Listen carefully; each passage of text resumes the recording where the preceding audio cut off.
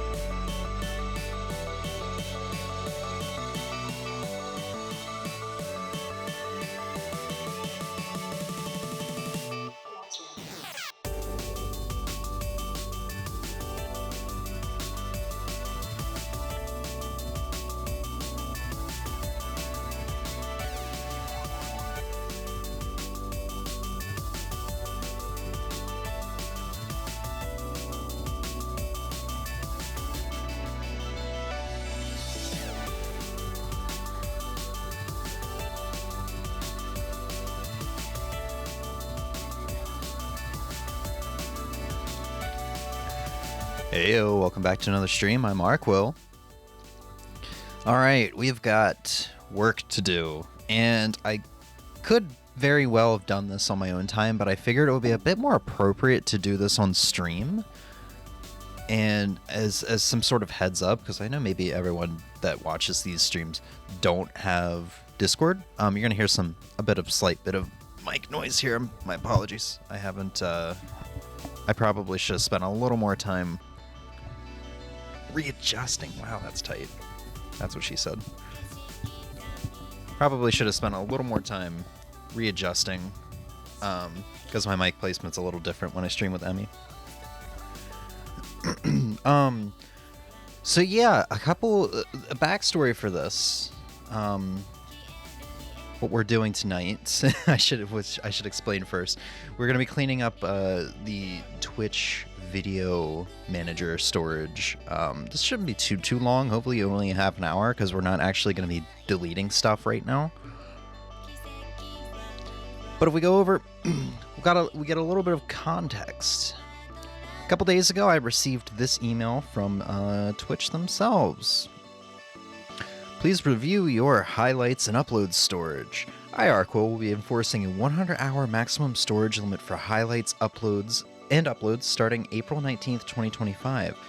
We got a bit of time because it's only February 22nd, but I want to get ahead of the curve on this before I forget and then Twitch decides what gets deleted. Your channel is currently over limit. Here's what you need to know. All highlights and uploads, whether published or unpublished, count towards the single 100-hour storage limit. Please visit your video producer page to delete content until you're under the storage limit. We recommend that you download or export any content you want to save before deleting it from Twitch. If you are still over the limit after the change takes place, we will begin automatically deleting highlights and uploads after April 19th, 2025.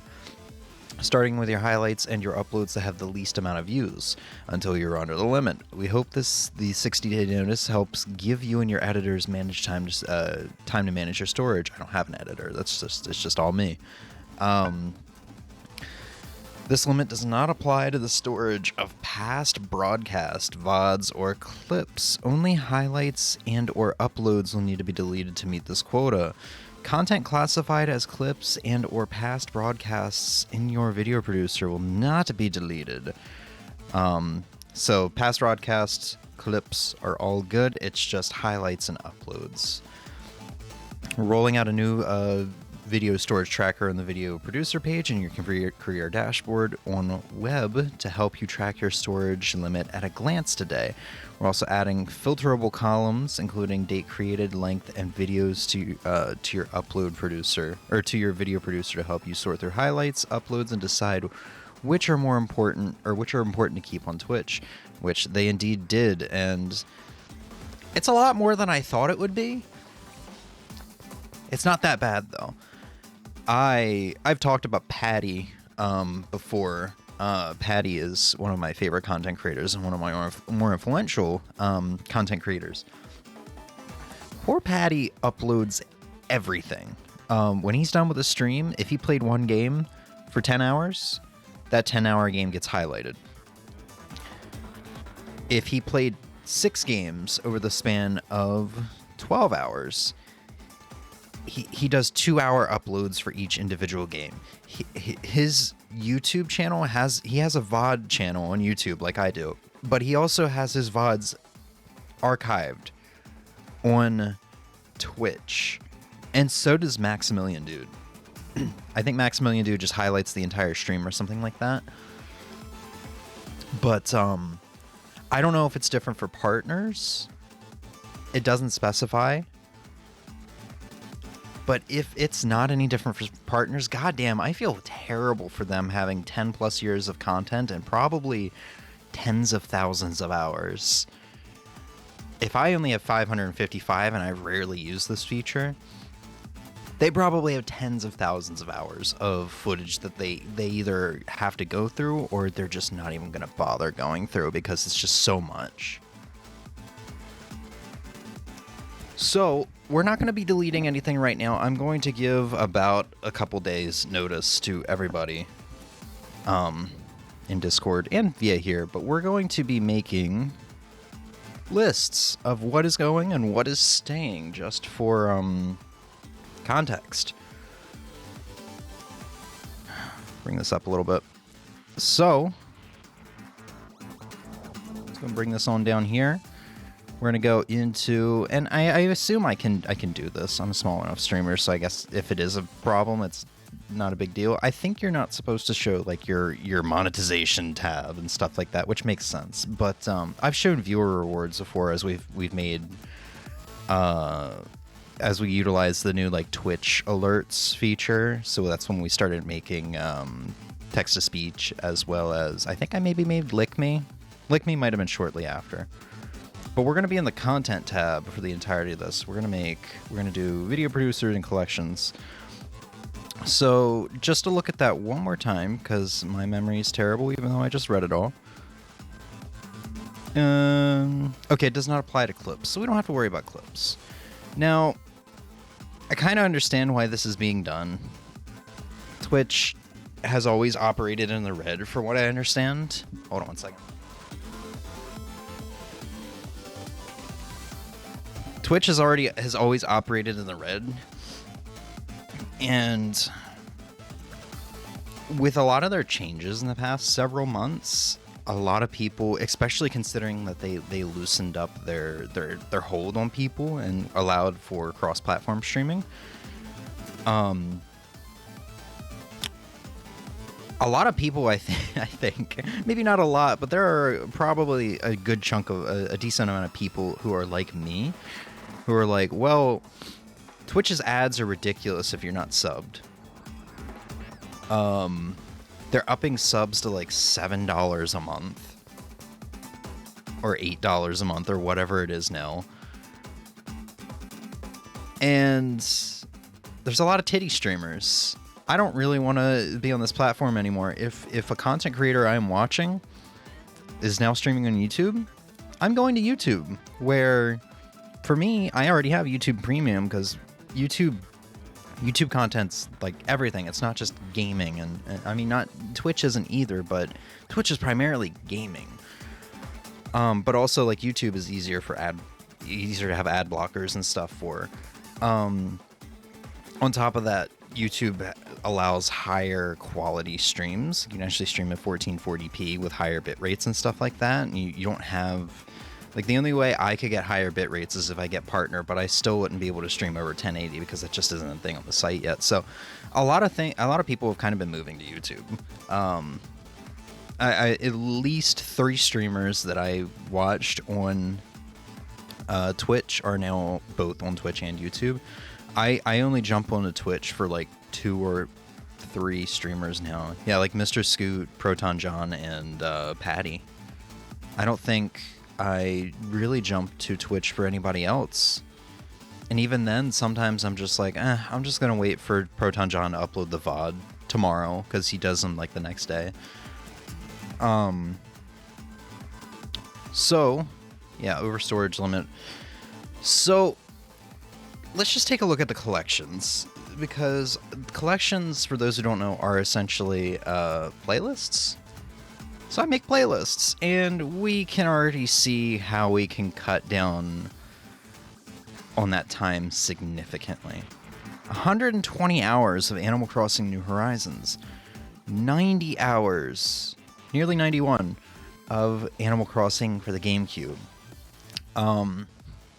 So I make highlights of the more important stuff, usually playthroughs of Animal Crossing as well as marathons. So we have 32 hours of the Yoshi Marathon, 56 hours of our 2024 Super Mario Marathon. So it's like pretty easy to see how we're gonna, 25 hours of Pokemon Blue Randomizer Nuzlocke. It's pretty easy to see how I'm gonna be cutting down on this time, because I'm just gonna be getting rid of the playthroughs, since a lot of these playlists already exist on YouTube, and I try to do playthroughs as just a single stream by themselves, so you don't have to really worry about timestamps. Maybe just skipping the title or the setup skip. So actually scrolling through it, I think a lot of this stuff is gonna go. I have a fondness for the Piku Niku playthrough, so that might stay. It's only 4 hours. But like Pokemon Let's Go Eevee and Pikachu, I have a fondness towards this too. Because here's the thing about these highlights. They actually archive chat. And that's one of the things that I really like. Even though I have chat on screen. Why is there Stewie Griffin on that? So I don't know. We might have to make because we've got these two notepads here. I don't have any idea if there is any way to increase the font size, so I'm sorry about that. But I might have to make a third notepad of like things I'm on the on the edge about. We should just go through what we know we're going to delete. So, Animal Crossing GameCube and Animal Crossing New Horizons. Now these are the one example for playthroughs that the game can be in a variety stream or whatever with other games. So I'm aware that maybe going through the YouTube playlist can be a little annoying, I guess, inconvenient, because sometimes, you know, if we scroll through this, if it wants to load, sometimes, yeah, there's like 11 minutes right here, and this is for my birthday from 2024, which that was like an 8-hour stream. 31 minutes, 40. Yeah, like eventually we got to a point where we were streaming decent lengths again, but there's still times where it's just like very short. And day 535 isn't even a thing on YouTube because it's bundled with 534 because we ran New Year's Eve night into New Year's Day because there was reflection in between. So I think what I'm going to be doing, because a lot of this stuff I edited and uploaded last April and May. It was like a month project. Okay, maybe it wasn't a month. Was it? May. I don't know why those say April. Whatever, it was like April through May. I know I spent like a month grabbing the old VODs, editing them, stuff like that. So that they were seamless, so that they just kind of started without the setup skip, and if there was any like breaks or anything like that, they were gone. I'm thinking I might, I'm thinking I might download all of Animal Crossing GameCube and Animal Crossing New Horizons and edit them together into like 10-hour videos. So like 10 hours, like part 1 for this could be day 1 through 11, maybe. Not exactly doing the mental math for these hours right now. It's probably more like day 1 through 6. And just uploading like that, similar to the Paper Mario. playthrough. Should be like somewhere around here. Oh, this is last updated. It's not by last created. Yeah, so Paper Mario. Because Paper Mario was like 7 or 8 streams. Yeah, so there's like 3 streams in this first one. Paper Mario. 3 streams in the second. And just that one long ass stream in the last one. Yeah, so it was 7 streams condensed down to 3. With all the breaks cut out, all the beginning and endings of the streams, and unrelated stuff. It actually flows better as kind of like a long play with commentary almost. So I'm thinking maybe I'll do that with Animal Crossing. I don't know if I want to download these, which they've already been compressed for Twitch because files need to be like 10 gigabytes or less to be uploaded or something like that on Twitch. I think it says 20, but I always had them error out if they were over 10.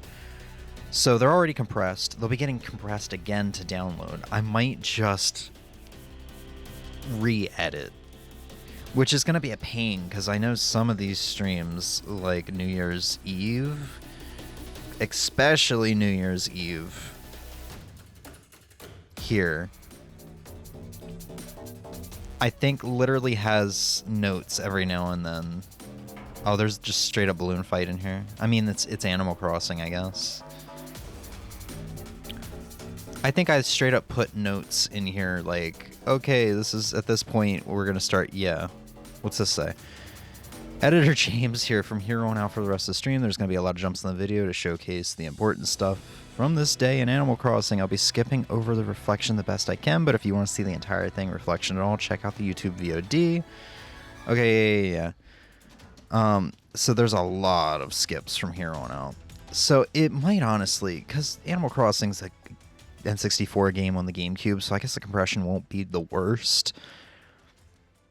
I guess for OG Animal Crossing, since a lot of this has already been edited and uploaded, it might just be in my best interest to download all 61 videos and just kind of throw them in a folder, throw them on a hard drive, and then like someday I will edit together larger videos for the sake of being easier viewing. For Animal Crossing New Horizons, probably not so much. I'll probably just edit so that I have the higher quality files. Especially considering I think some of Animal Crossing New Horizons was during a time where I was getting a better modem router. So there was disconnects, I believe, which cut up. I think it was around version 2.0. I don't know. But I could actually like easily edit together. I don't know. What I'm going to do for Animal Crossing is probably that. I'm just probably going to download all these and edit them together, throw them into like a 10-hour file video, and just upload it like the Paper Mario 64 playthrough. So here's what's being deleted.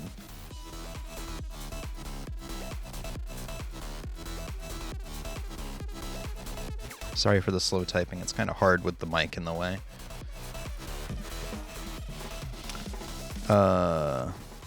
Playthrough.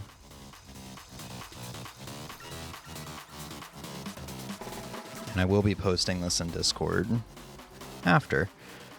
So Animal Crossing GameCube. We should do the hours because it could help me mental math. What's a good date? I should say maybe Monday. Yeah, Monday the 24th is when I will start deleting.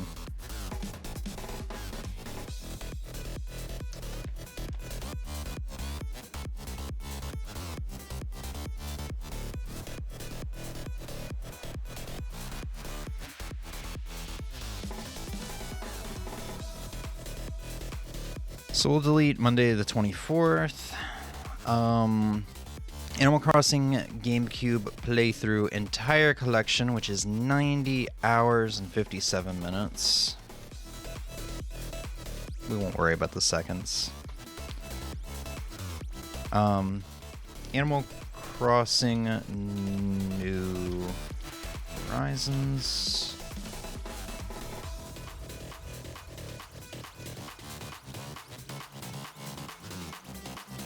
Entire collection, which is 120 hours and 49 minutes.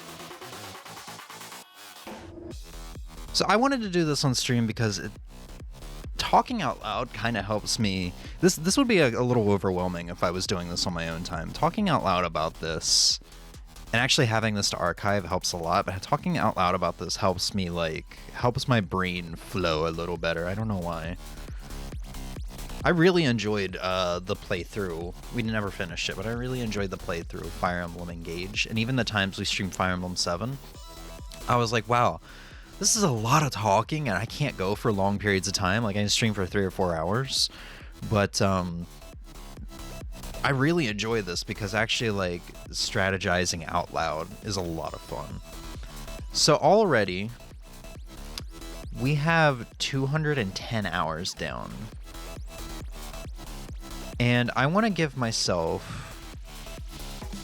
I want to give myself some breathing room. So 550 hours, 555 hours, 210 down would be what? 345? So we still have a long way to go. But there are videos in particular that are very important to me to stay. And we'll be going through that. So Yoshi Marathon, I think that's next to go, easily. Like, unfortunately, I think Yoshi's Woolly World was all separate streams. I would do, like, a morning stream and then an evening stream of Paper Mario, because I knew Paper Mario would be a long sitting, and I wanted to get some food and stuff, take a break. So yeah, all of these on YouTube are still separate. So Yoshi Marathon 2024, 32 hours and 33 minutes. Oops.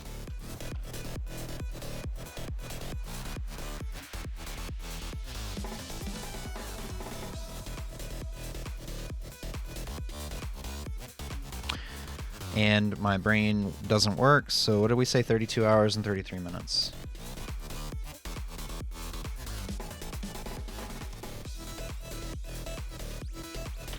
And we'll just pull up the calculator at the end.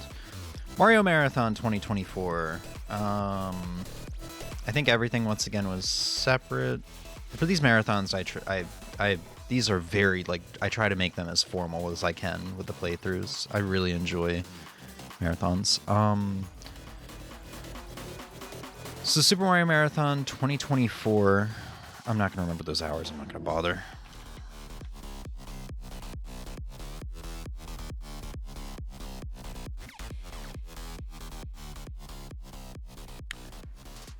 Was it 56:20? 56:20? I said I wasn't going to, I wasn't even going to bother memorizing the hours, and then I just suddenly remembered it. Okay. So we're getting near 300 hours cleared. Misc highlights. Ooh, this one. There's some stuff I really like here. But there's also stuff that can definitely go. SM64, The Missing Stars, Peach's Fury, Tekken 8. I think it might be easier, like, because starting with Waluigi's Taco Stand, this is when I stopped using the VOD channel just for strictly unedited VODs, and I started editing playthroughs out. So that started with Waluigi's Taco Stand and SM64, The Missing Stars, because that was the same night.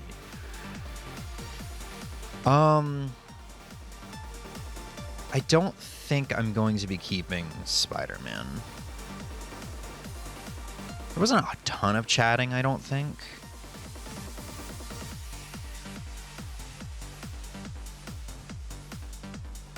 Spoilers, I guess. Like, we had it all on screen. But I don't know. Maybe it's just because this one's so recent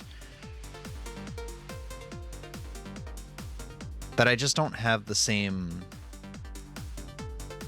I guess nostalgia might be a word. I just don't have the same like nostalgia or whatever for it that I have for some like the 2019, 2018 ones we're gonna go over. So yeah, like so far, nothing's being kept, but Dog Road to Canada has to stay. I guess I could throw this up on YouTube. We had some internet issues here though.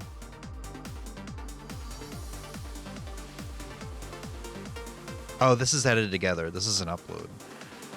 Oh, maybe I'll throw this together and just put it up on YouTube. Or I'll download it. Did you know can absolutely go. Easiest battle yet. This is actually a pretty good one. It's only 16 minutes. Everlong with Phase Shifter doesn't need to stay. 25-hour stream highlight. Oof, that's a quarter of my time, but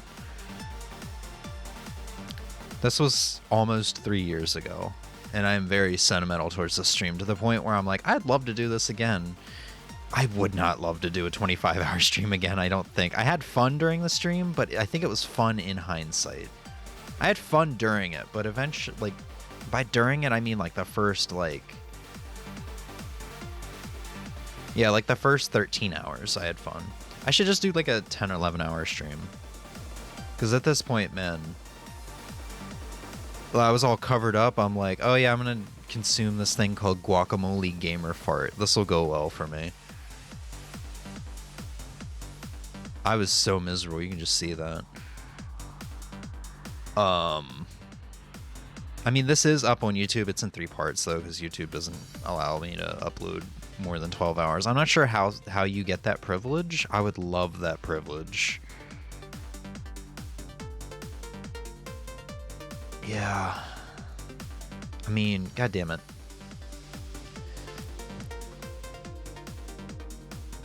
I think at this point, it's going to just be easier to put what we're not deleting from Miss Highlights.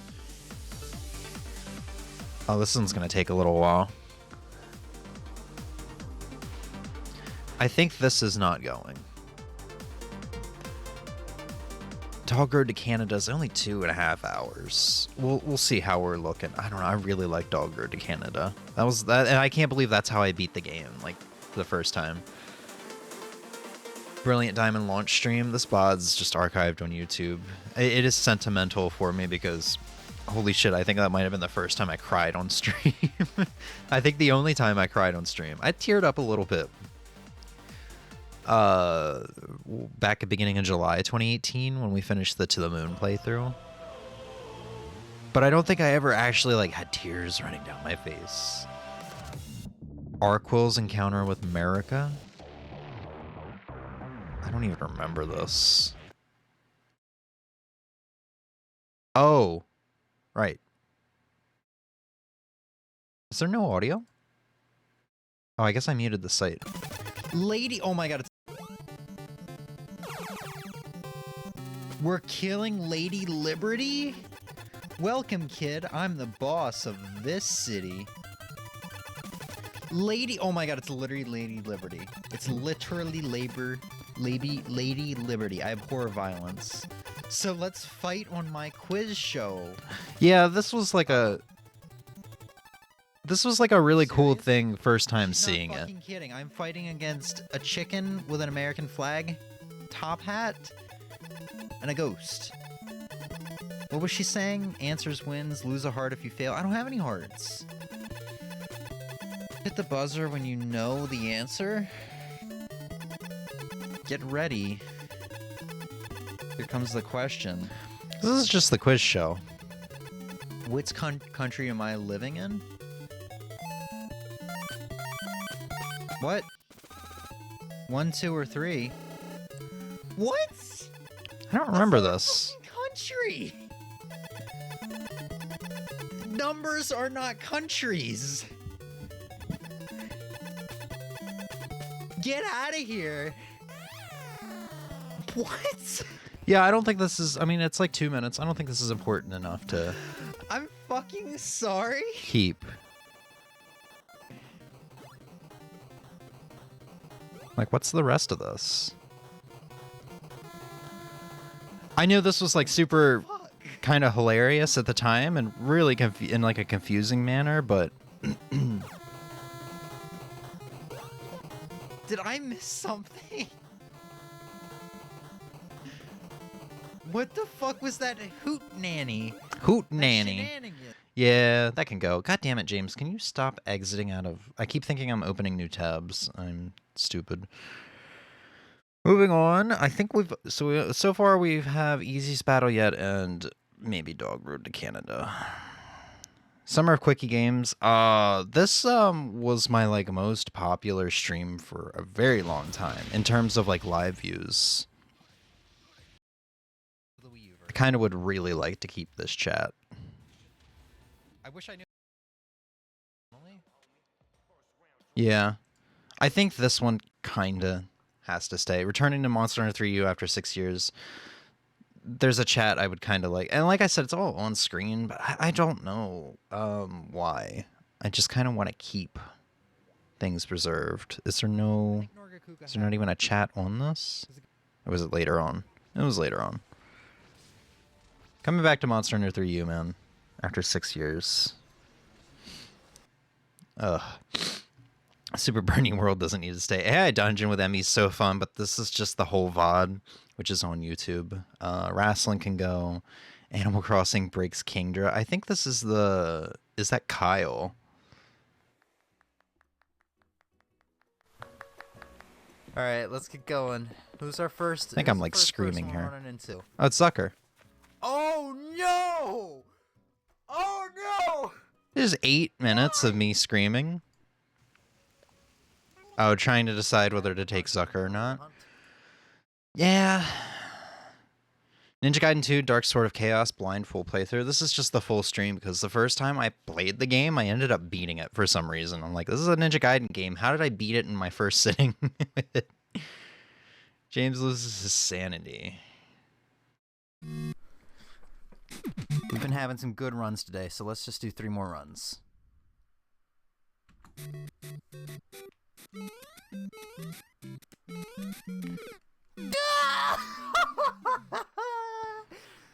I think this might have been a tired stream. Wow.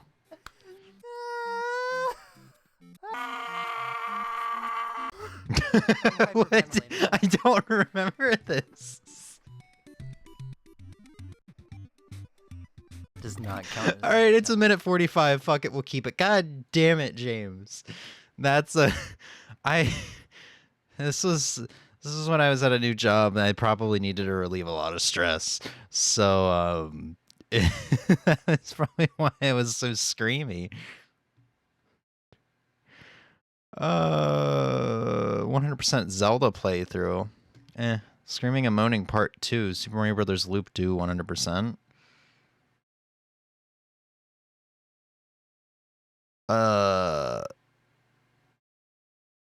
These are just playthroughs with interesting titles. Green Screen Shenanigans. This is when we did Smash Stage. I think we chatted during this.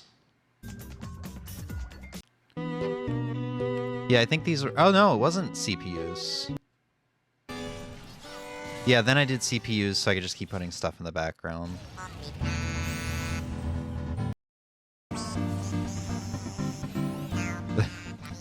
We put KK music on. That's pretty good. I mean, it's highlighted. Camping live motion picture. That was Fortnite for Fortune Cookie. Last time I played Fortnite. Football's got to stay. Football is a defining feature of this channel in terms of inside jokes. Finger licking good highlight. I know we didn't play through the entirety of the game this stream. Yeah, so it's not the headset, so you can be relieved about that. Yeah. Yeah, this wasn't the whole game. I just never uploaded the second part or highlighted the second part. I'm always awful with names. It was funny when it came out, and it's just not funny anymore. Highlight. I don't know what I'm doing. 6 stream. I think this is gonna stay because this is pre on-screen chat. I think this was this was the messenger. I think this is what I was really giddy because this is one of the first times we had my brother in stream. We had my brother in stream, the other mod that we never get to see, and somebody else. And this was like one of the first times I really had a chatter. Because this is before Emmy was in here a lot. So no on-screen chat, that's going to stay.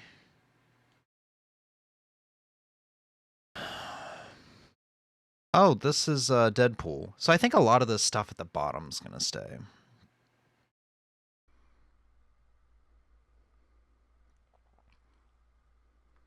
Here, please. I want. Yeah. No on-screen chat. And this was from the PS4. This was before I had a capture card. So this was like streaming from the PS4. So for those who've seen it, like you have your profile picture, your PS4 profile picture up here, and then you have like the chat right here. So it would be very obvious. It'd be just like a section of the screen cut off. Not cut off, but like pushed aside. Okay, so wow, this is gonna go from like 31 videos to probably like 5. How are we gonna do this?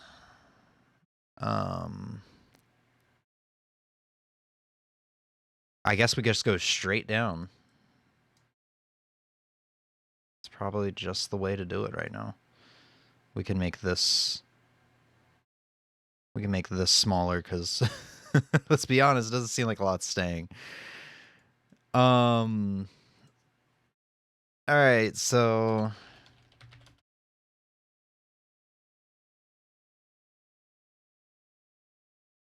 Tekken 8 story playthrough. Oh, I can't tab. Oh, it's enter. Duh.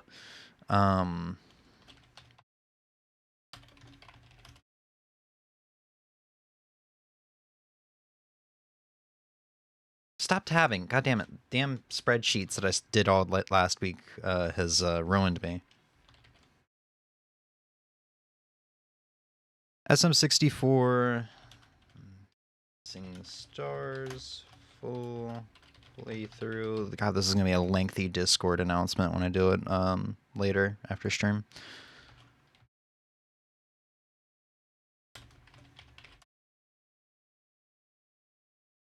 Waluigi's taco stand. Playthrough. I'm going to try to be consistent here because this is just going to get copy and pasted because why would I retype this? Emmy versus SM664. Here, let's do this. Miss.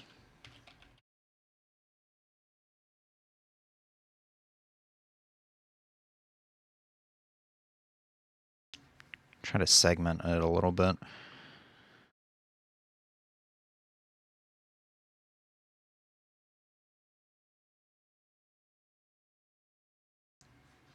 Spider-Man 2 playthrough.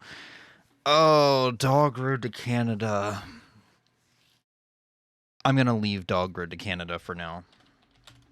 If we're like really tight on hours, I would like to have about no more than 50 hours filled up. So I'd kind of like 50 hours of breathing room in case I ever do have another highlight I would like.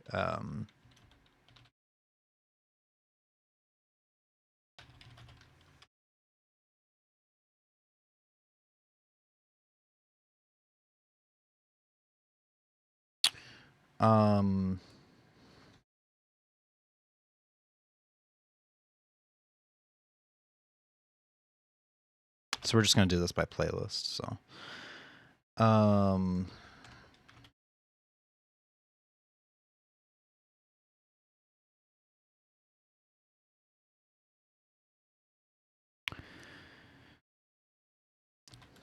Can I just loop? There we go. Make this a little bit easier.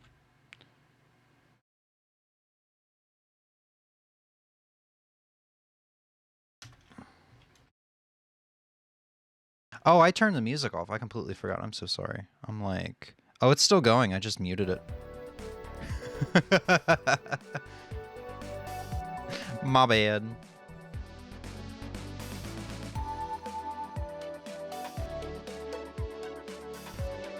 Yeah. unfortunately, the 25-hour stream.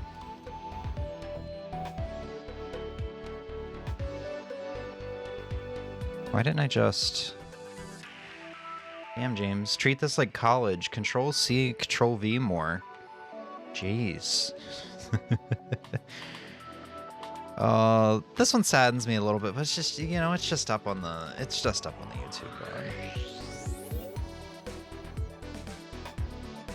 God damn it. Could you stop? Could you don't? Close counter with America. SOQG Day 4 is gonna stay. It'll probably be the first thing to go. If I have to get rid of stuff.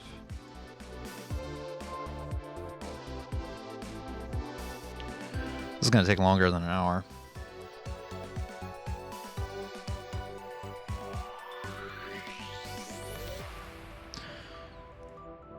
God damn it.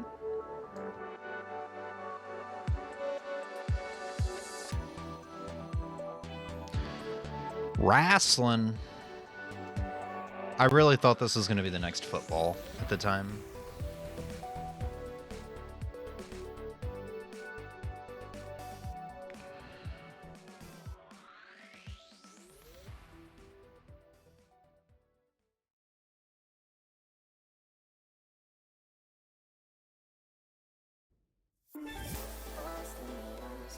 On this song.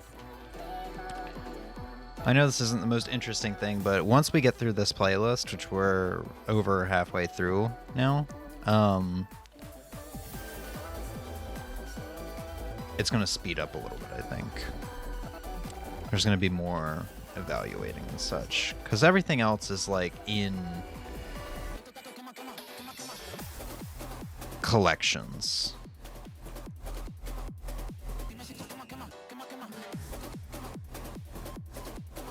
Man, it is funny how interesting, how much better my titling was back then. Now I'm just like, oh, I'll just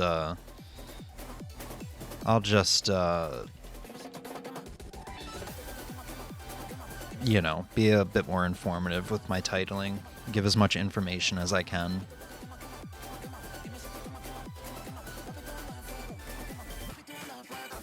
Yeah, I say that, and then I literally have a stream title called "I Don't Know What I'm Doing." 6th stream.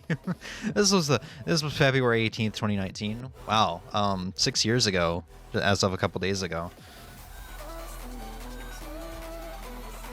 So, it was kind of the early days, and then.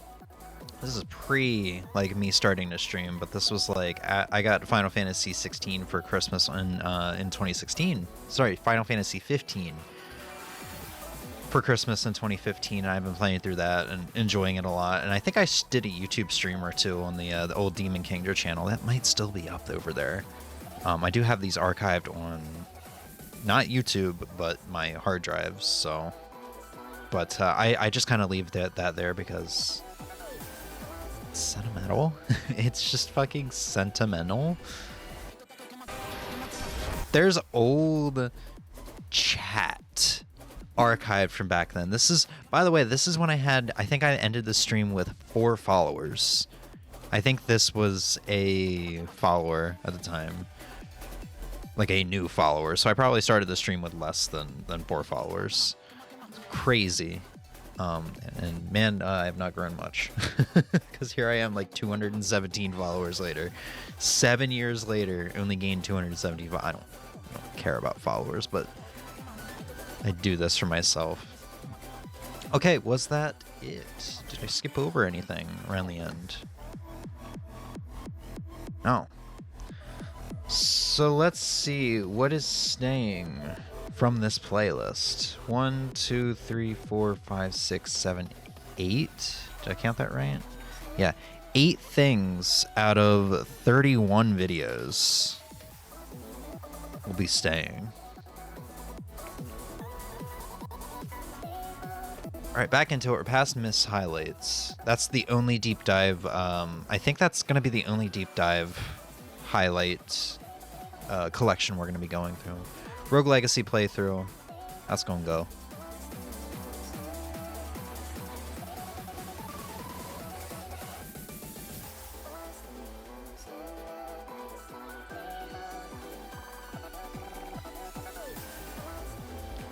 Really hoping Ozzy or Emmy would pop in for this so I have someone to chat with while doing this. We're gonna be playing E's Origins after this, so I didn't mention it. And man, I got a lot to talk about when we get to that because I've been in an RPG mood lately. I think speedrun highlights as a whole is gonna go because I think these did get uploaded to YouTube or exported to YouTube, like these literal videos. I have a speedrun highlight playlist on YouTube, I believe. It might be a second to find, but I do want to confirm this. Is this Pac-Man? No. Oh, I haven't heard this one from Tekken 8 yet. 50 videos. It's around here somewhere. It's been a while since I've done a speedrun. Or I got a PB. I think it's called like PB highlights. There's speedrun streams. PB speedruns. There's 10 videos.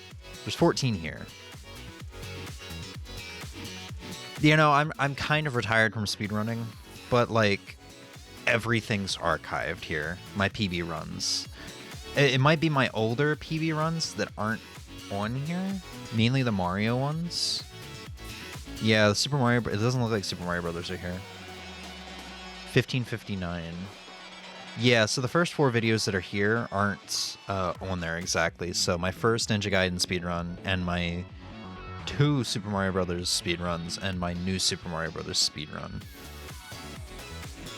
Which I'm fine with.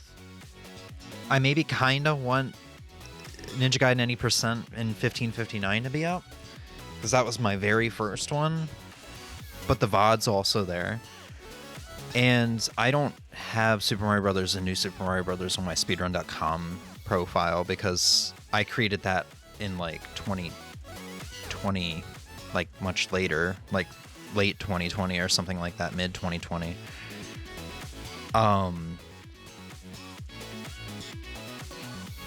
And I always wanted to go back to Super Mario Brothers and New Super Mario Brothers Wii and beat my own PBs and then actually submit them so I can be ranked. So entire speedrun highlights as a whole, gonna go. We can actually do this again, please.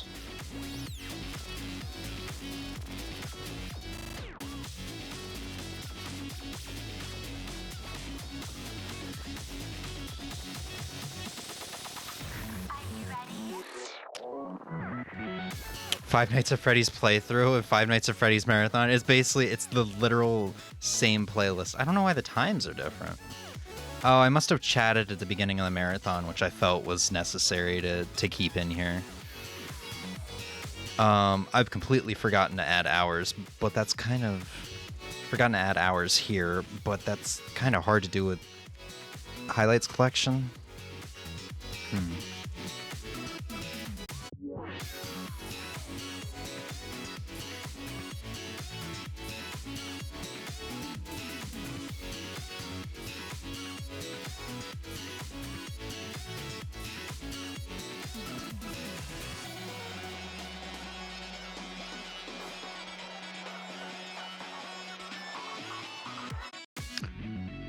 We can add times to the collections, and then we can deduct. Yeah, let's do some quick math here. Let's add Five Nights at Freddy's before I forget. 128 and 140 respectively.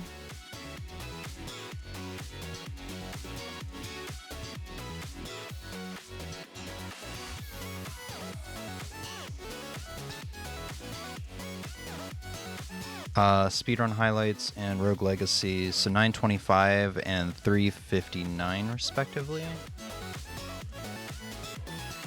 925 and 359. Oh god. Okay. Alright.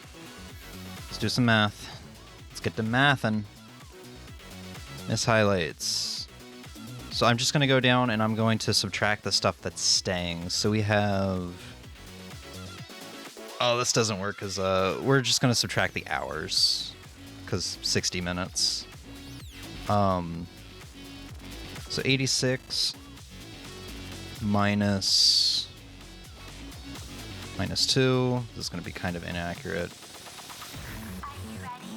Minus 16. Well, we could take the 16 and the 25 minutes and maybe minus and make that an hour. Just go above a little bit.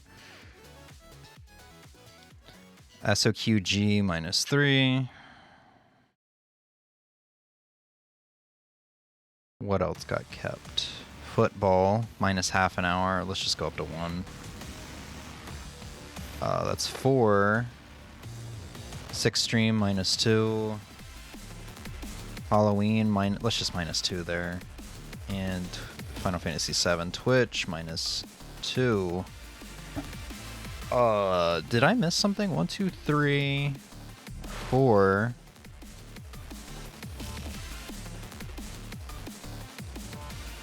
Oh, I missed Monster Hunter 3, so minus 3 again. So that'll be 70 hours of this playlist leaving out of 82, let's say 83.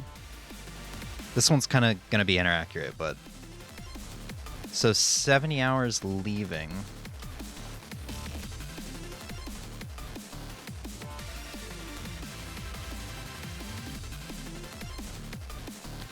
And what did I say, 13 hours staying? Yeah.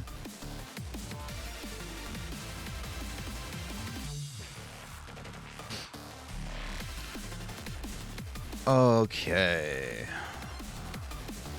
All right, that should officially be done now. We should not have to go to Miss Highlights again. Mega Man 2 NES difficult mode, that will leave at 4 hours and 16 minutes.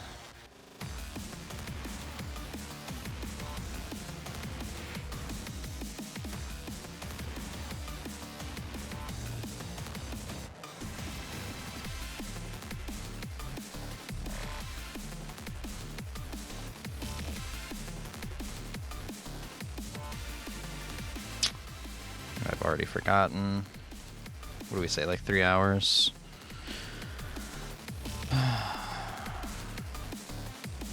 Four hours and 16.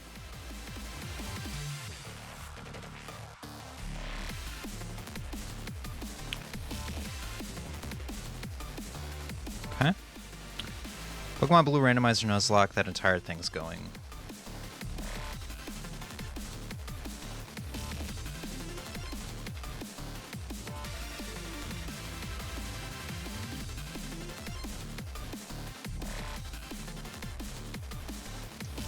I did entire highlight and not collection for the last one. Oops.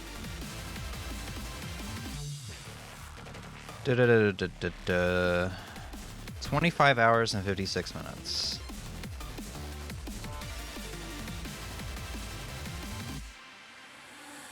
Mega Man X playthrough, 5.5 hours.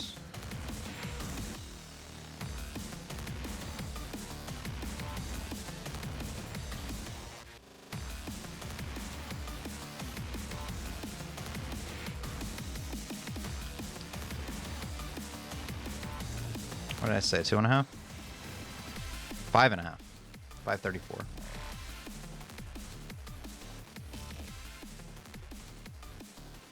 Oh boy. Getting there. I think. I hope. Not really. Kinda, I guess. I don't know. Ninja Gaiden sessions. Oh yeah, I kind of forgot about the session streams. Hiya, Ozzy. This is taking a little longer than expected. My apologies. Did we run out of music? No. How you doing, buddy? How was your week? Your presumably very sleepy week. Ninja Gaiden sessions.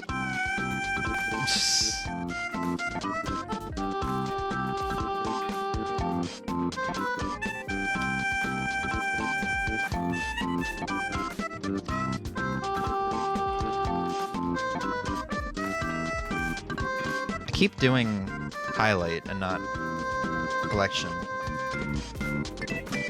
Where's my burrito? 5 hours or 2 hours and 51 minutes. So this is going to be posted on Discord later. This is going to be like 3 messages because of Discord's text limit for non-Nitro users. Crisis Core Final Fantasy VII playthrough.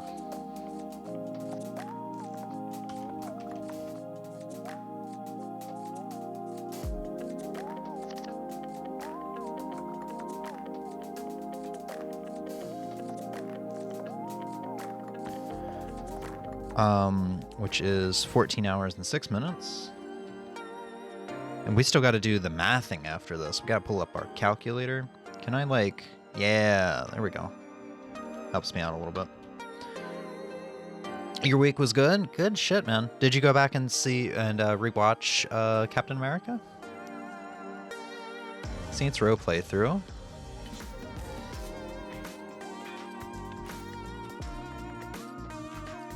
This could have been so much worse if I actually stuck to playthroughs and did them a lot more often, because that was my intention, is just like every playthrough got a collection and a highlight.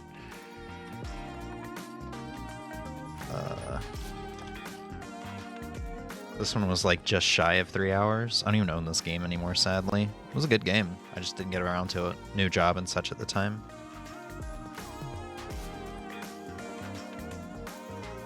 Did the treadmill again for 15 minutes this morning? Hell yeah, dude. Is that like a New Year's resolution for you? Or is this something you've always done? You haven't seen it yet, you've been so busy. That's fair enough. My apologies again for you missing a pretty vital part of the movie, it seems.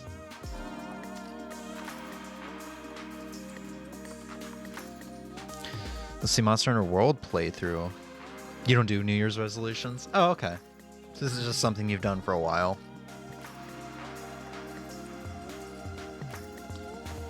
Monster Hunter World playthrough. 9 hours and 27 minutes.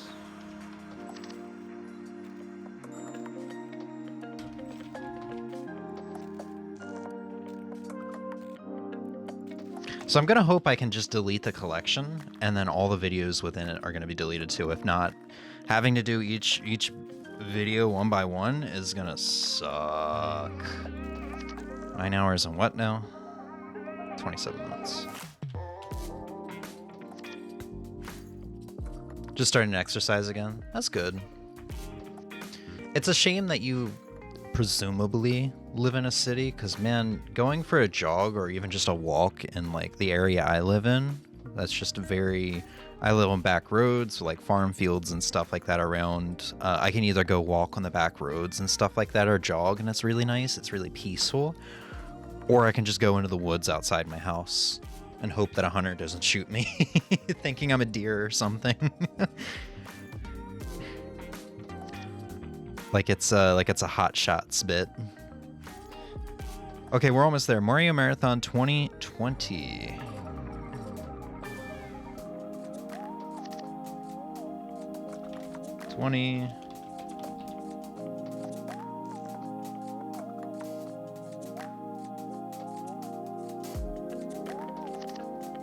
This was 20 hours and 20 minutes. Wow. 20 hours and 20 minutes on a 2020 video collection. Don't forget your deer onesie when you go out, right? Yeah. Have you ever seen Hot Shots, Ozzy?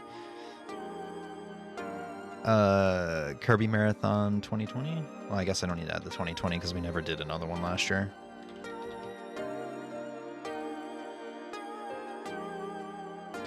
Like, this is kind of nice because it's going to make a little bit less work for me whenever we do like big playthroughs or marathons or whatever. Because I won't have to do uploads in the VOD, and then upload or trimming of the highlights, and then getting 2 separate thumbnails, and then filling out descriptions for both playlists. 37 hours and 54 minutes. You haven't? I highly recommend it. It's a spoof I think that's what they're called. They're like spoofs, like over-the-top comedy films about, they're parodying, or at least the first one parodies Top Gun. I don't remember what the second one parodies, but it's got like Charlie Sheen, it's got John Cryer. I don't remember any of the other actors, but it's extremely over the top. It's got the guy in it from Naked Gun. He plays like the Air Force commander or whatever in the first one, and then he plays the president in the second one. It's got the main character in it from Naked Gun, which should tell you a lot if you've seen Naked Gun. I haven't even seen Naked Gun, but I'm aware of how over the top those films are. It also just it also depends on if you like spoofs. Yeah, Rambo, that's what it is, because he knocks the I can't remember if he knocks a like entire like RPG like ammo in an arrow or in a bow, or if it's a chicken. I think he might do both. Okay. The Pikuniku playthrough's got to stay. I think this is I have a lot of sentimental attachment to this. This was right before I started my job at Best Buy. But this was such a fun thing that came up on Fortune Cookie shortly after they began.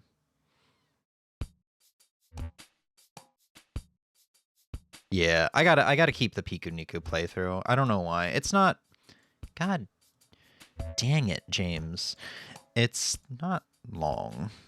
What is it? 4 hours? And the question is, does Let's Go Eevee stay?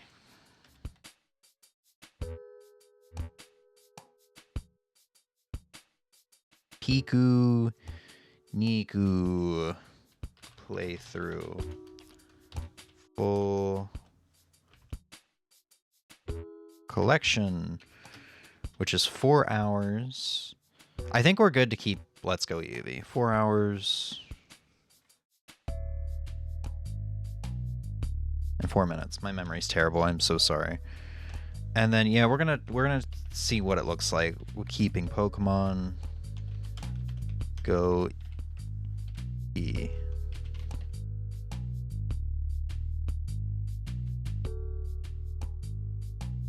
And we will have to look for any stragglers that aren't in playlists. But I think everything does get playlisted. 28 hours and 29 minutes. That playthrough also means a lot to me because that was the thing that got us partner.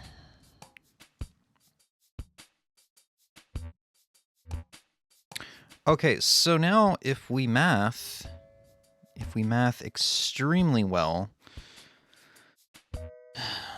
13 hours plus 4 hours plus 28. Let's just round that up to 29. That should be 46 hours out of 100 remaining. Or that should be our total. 46 hours out of 100. Now for what I don't want to do, which is what we're going to do. And once again, we're going to have to round. We're going to have to not even take into consideration the minutes. Or if it's like Animal Crossing here, it's 90 hours and 57 minutes, we're going to have to round up to 91. So we have 555 hours out of 44 minutes. Let's just do 556. And now we're going to go through here and just see if our math adds up, because I do want to make sure I'm fine and safe. I guess I will know when I start deleting. But I will not be deleting till Monday. So let's see. Minus 91. Minus 121. Minus 32. Minus 56. Minus 70. Thank God I added up all the highlights, because that would take a while to go through. Minus 10. That's 4. Minus 1, minus 2, minus 4, minus 25, minus 5, minus 3, minus 15, minus 2, minus 9, minus 20, and minus 38. Yeah, so we got 46 to 48 hours. So we have met my quota of I want about 50 hours of breathing room. I don't do highlights much anymore unless it was, like I said, unless it was Animal Crossing or marathons. Even the miss highlights, I don't think, yeah, haven't been updated in a while since I've started doing the playthrough edits for YouTube. So I think we're done. I kind of just want to scroll now. Yes, I'm aware. Yeah, so I know you just kind of jumped in, Ozzy. I will be putting in a giant Discord message. There'll probably be 2 messages in the announcements channel later tonight. But I will be deleting a lot of stuff Monday. Maybe I'll push it back to Tuesday since it's going to be late tonight. Yeah, let's do Tuesday. Let's be nice.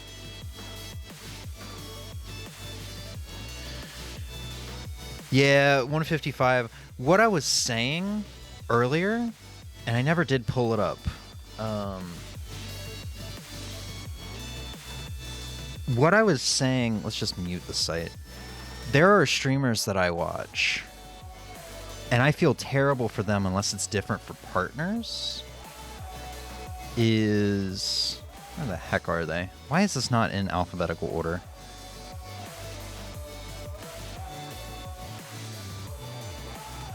God damn it. Fuck this. Twitch.tv/Patty. There's streamers I watch like Patty, who stream, I think, every night except for Mondays. And he's been doing this streaming thing for over 10 years. He highlights everything, so I can tell yesterday he played Cuphead for 4 hours and 5 minutes. He cuts out like the opening bit and the ending and stuff like that, and he just does the time. He also did Heroes of Hammerwatch for nearly 2 hours yesterday. I can't imagine how many tens of thousands of hours he has. And I'm going to assume since he's still highlighting,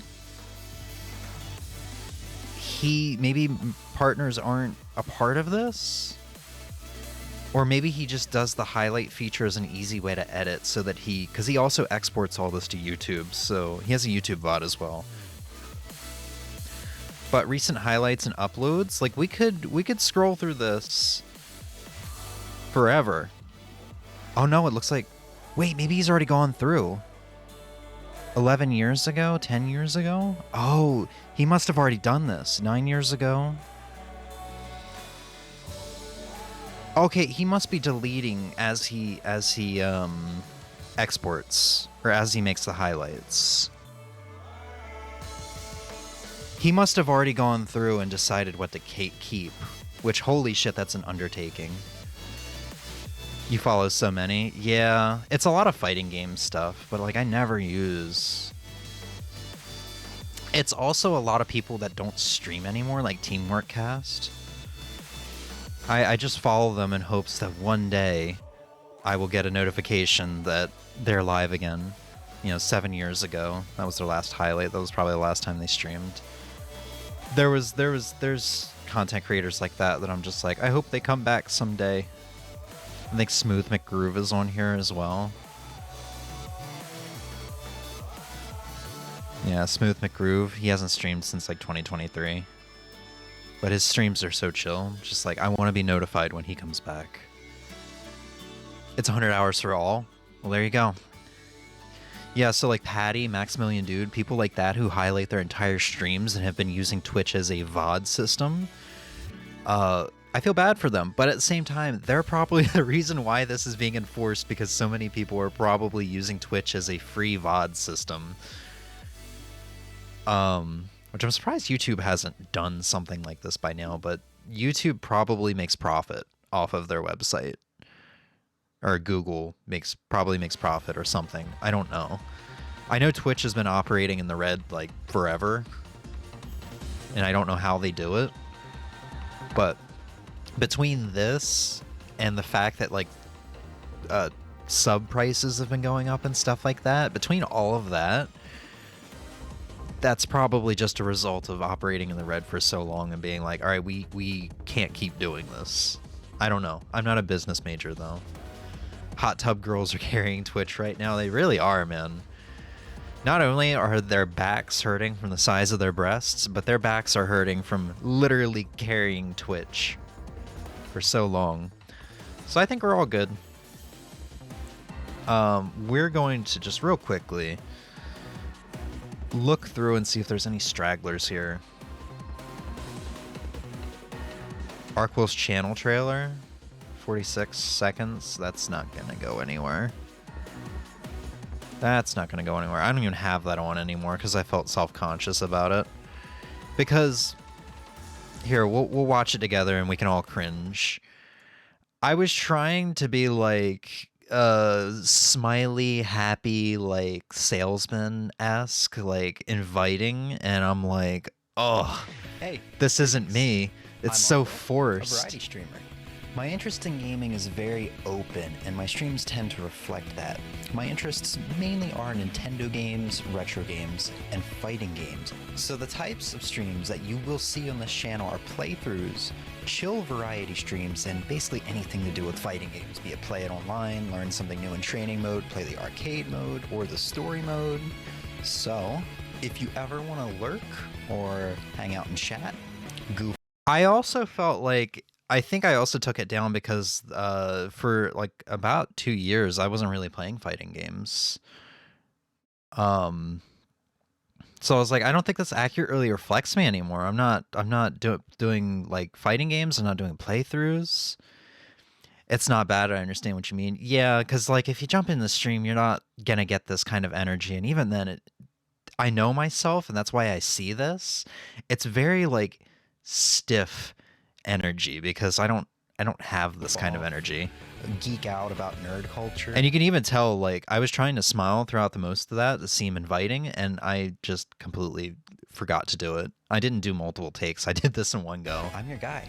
Just drop a follow, come into chat when I'm live, it'll notify you, and hopefully we'll have a good time. That said, I've been Arrquil, and I hope to see you in chat. Yeah, and I also just kind of stopped caring about getting myself out there. What else we got? They're so strong, those hot tub streamers. Is there not a second page? Are you not going to take me to a second page? We're going to get into some gaming soon. No, I did not filter by uploads. Oh, that was the second page. It just doesn't show 21 through 37. I think I trailed off, but you'll see a Discord message later, Ozzy, of what's leaving and what's staying. I'll actually have to type out something else. Like, a lot of this stuff is on the YouTube VOD, don't worry. Or it's on the YouTube channel. I really wanted to just leave the important stuff for, like, some stuff that I really liked that I wanted to archive chat before I had on-screen chat, and I wanted to export or leave like inside jokes like football. I also just love my first playthrough of Death Road to Canada was just all dogs, just killing off the humans so that the dogs could live, and then I somehow beat the game. Emmy's like, "You're gonna fucking die if you keep doing this," and I'm like, "No, the dogs must live." I killed off Emmy. I killed off myself for the dogs. Highlights do not include clips. I showed it off earlier because I couldn't get the full thing in Discord a couple days ago.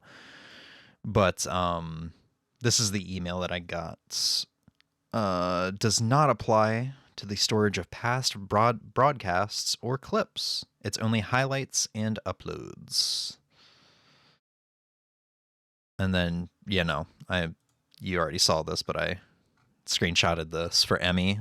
555 hours.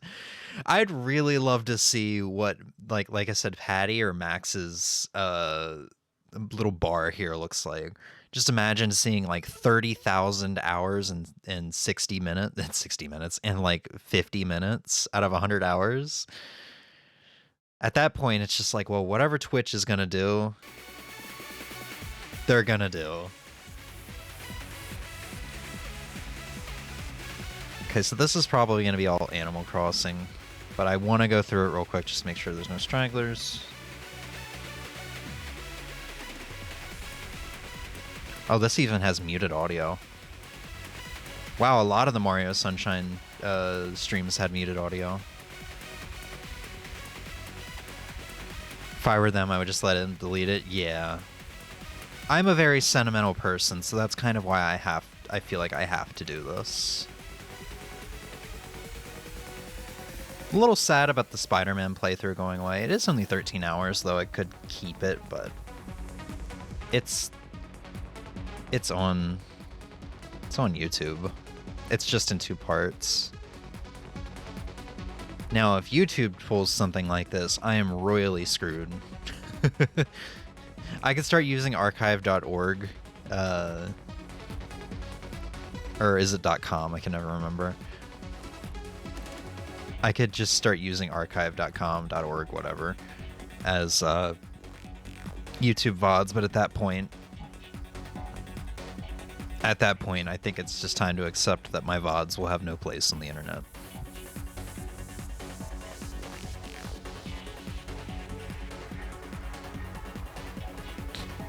That lovely Five Nights at Freddy's marathon that we did, where we only played Five Nights at Freddy's 1. That was the best marathon. I think I had plans for like 1 through 5. 5 being like sister location. Because I think at the time that's all that was like out. I think the free game, like Freddy Fazbear's Pizza Simulator or whatever it's called, Pizzeria Simulator, I think that one had just come out. But I make the plans for marathons months in advance. Don't worry, I'll finish them after you do it. Stream all of it. I do really like some of these thumbnails. But I mean, I don't think I have any way to get them. I could do this. Ugh. It's not a big deal. I mean, my thumbnails just come straight from the VOD. I don't typically do any like photoshopping or anything.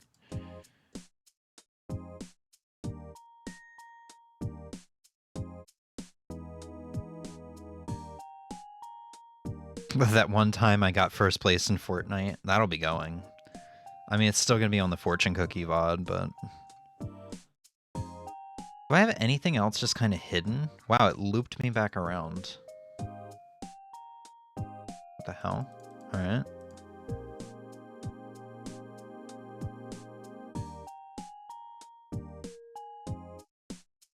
Yeah. Okay, I didn't know if I had any other 2017 streams hanging around. I know I streamed once in like late 2016 on Twitch. But that was just me grinding for a Let's Play that I was doing at the time. And then I think I streamed on... I don't think it was it Justin TV? Nobody would know. I don't know why I'm asking. I either streamed on Justin TV or which became Twitch, for those who don't know.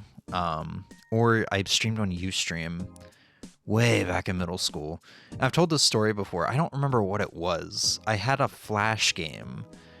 I figured out how to capture my like certain windows with this. It wasn't OBS, it wasn't XSplit, it was some simpler software for streaming.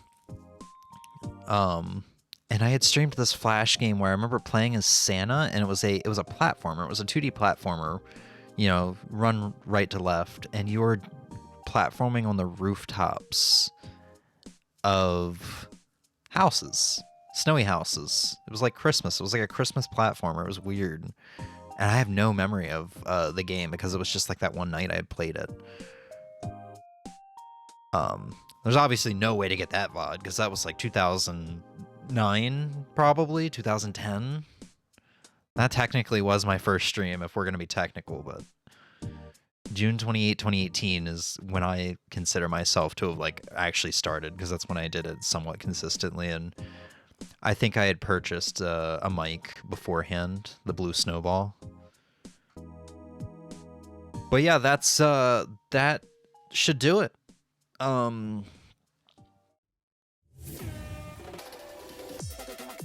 Yeah, so I'll be posting. I'll be figuring out how to post this. I'll put a little preamble before, like, you know, don't worry, a lot of the stuff's still on YouTube. I think the Animal Crossing videos, the GameCube Animal Crossing videos, I'm going to download, put them in a folder, shove them in my hard drive, and then someday I'm going to edit them all together and do, like, VODs, like 10-hour VODs, with just compiling a ton of days of Animal Crossing together. Similar to how I did the Paper Mario playthrough, where I just put 3 streams together in a 10-hour VOD, and just the 7 streams were compiled to 3 playthrough episodes with like the breaks and stuff edited out. I'll type all that up after stream though, but I think I earned a flashbang. I think I earned myself some video gaming. Ooh, so give me 1 second while I get that set up. I should probably change game name. We're gonna play some Ys Origin. This is just a little short stream. And Ozzy, if you would like to play Hot Wheels tomorrow night, kind of set that up ahead of time, we can certainly do that. Emmy will not be able to participate because she's not here. If you want to wait until Emmy's here, though, to do it, like next week or something, Stretch, Crackle, Pop, we could do that. You earned yourself a Jello cup. God damn it. Didn't we just have this conversation? I don't like Jello unless it's in pretzel salad, okay?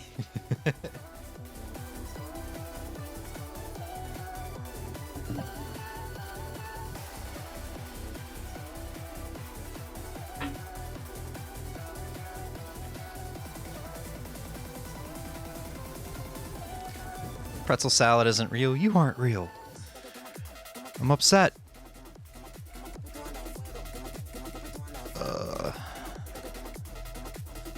There we go.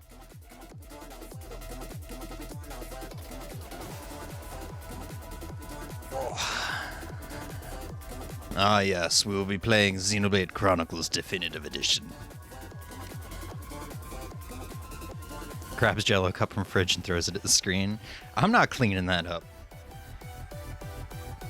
Instead of buying Jello cups, this time I made Jello from the powder? What?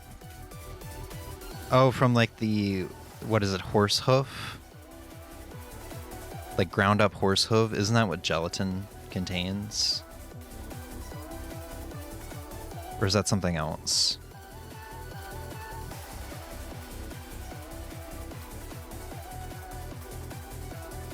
I assume that's what you meant by the powder. Man, I would look it up. I honestly do not want to look something like that up.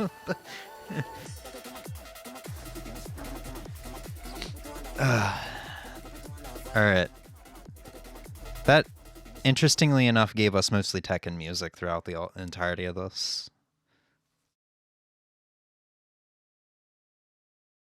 I just figured that's how most people buy the Jello. Oh, I have no idea. I've only ever seen the powder. Or the powder, the cups. Okay.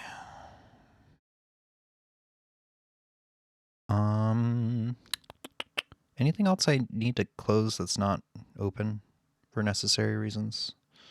I don't think so. Okay.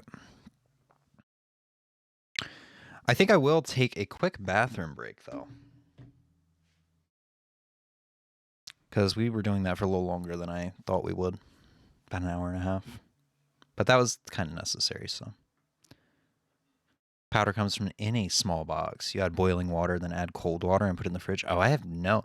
Oh, okay, yeah, I know what you're talking about. Yeah, the small boxes. You just took me back to, like, 2018 when I was working at Walmart, dude. You just took me back to, like, 2017. I'm like, oh, I remember stocking these.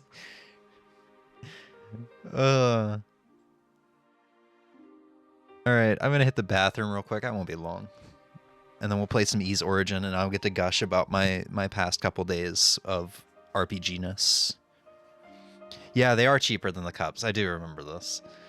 I just completely forgot of his existence until you said small box.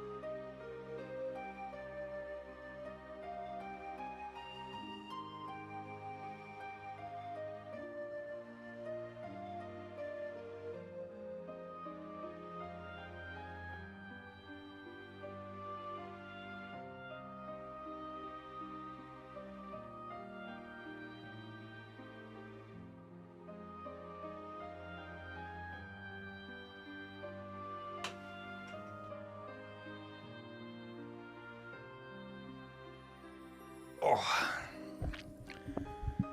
Cheaper in the cups, and I was like, I can handle a 2-step recipe.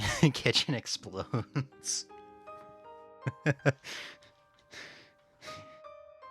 It's like, yeah, I burnt my house down once by boiling water. It's like, how did you manage that? Boiling water is hard, okay?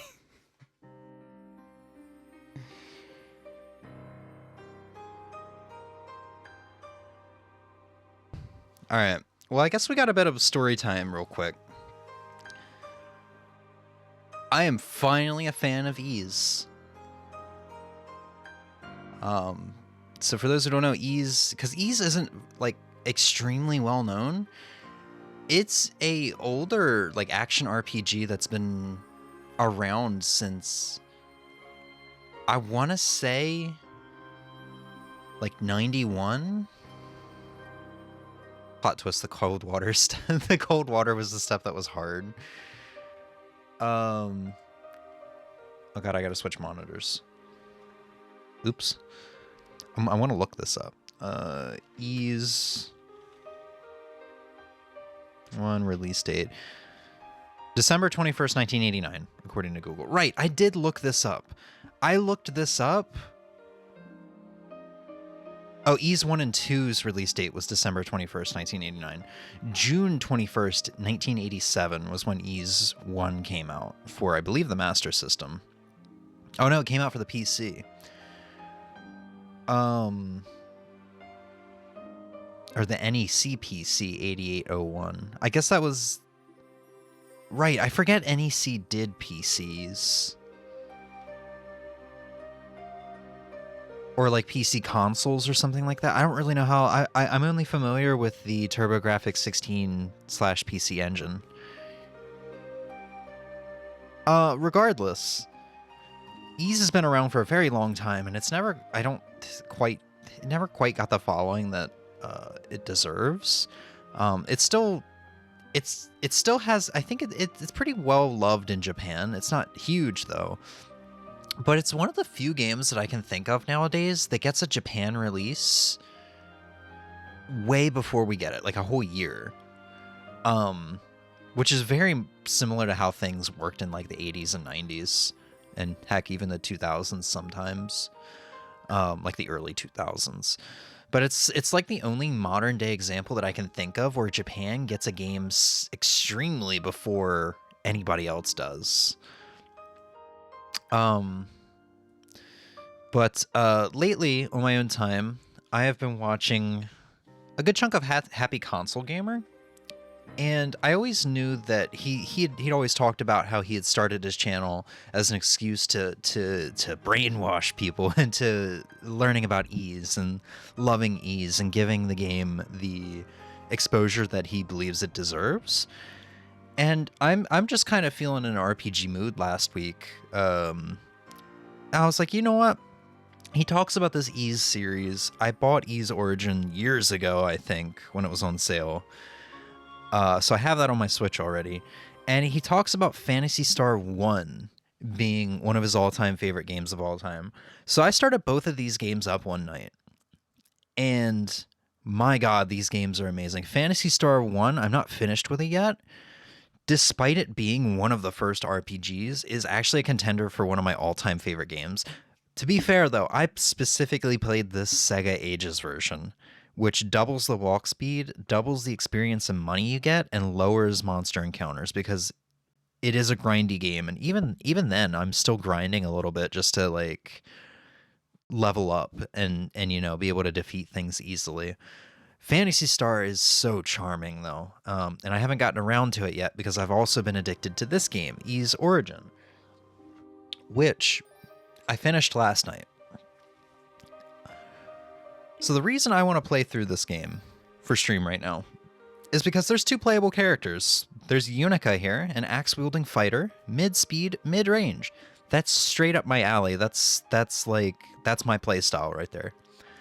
There's also this character, Hugo, an energy firing mage, slow speed, long range, and I am curious about how he plays. One thing I gotta hand it to Ys Origin that I love, this game's amazing, by the way, but one thing I love about it that more games need to do, there's 64 save slots.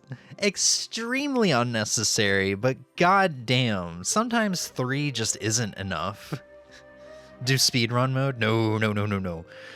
Ys Origin, all the Ys games, the Pokemon would never. No, and that's specifically what I was thinking of when I was saying that.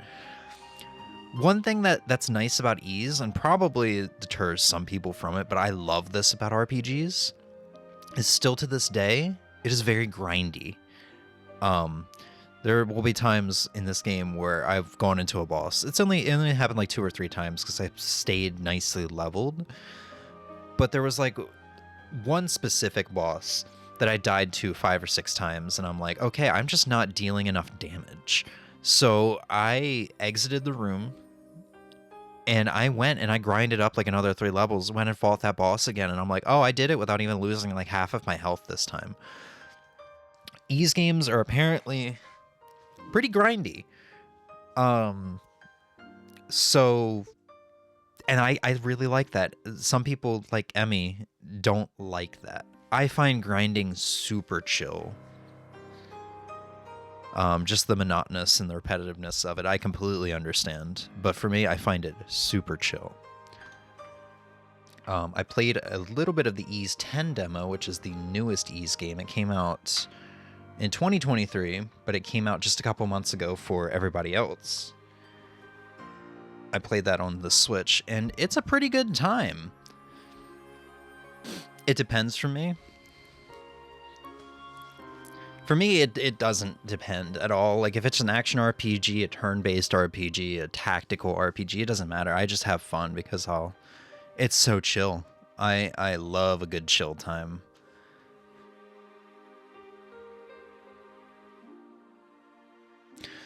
But, yeah.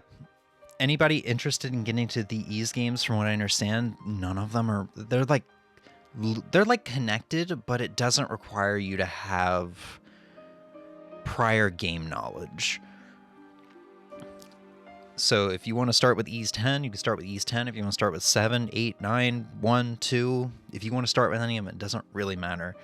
Chronologically, though, this is the beginning of the franchise.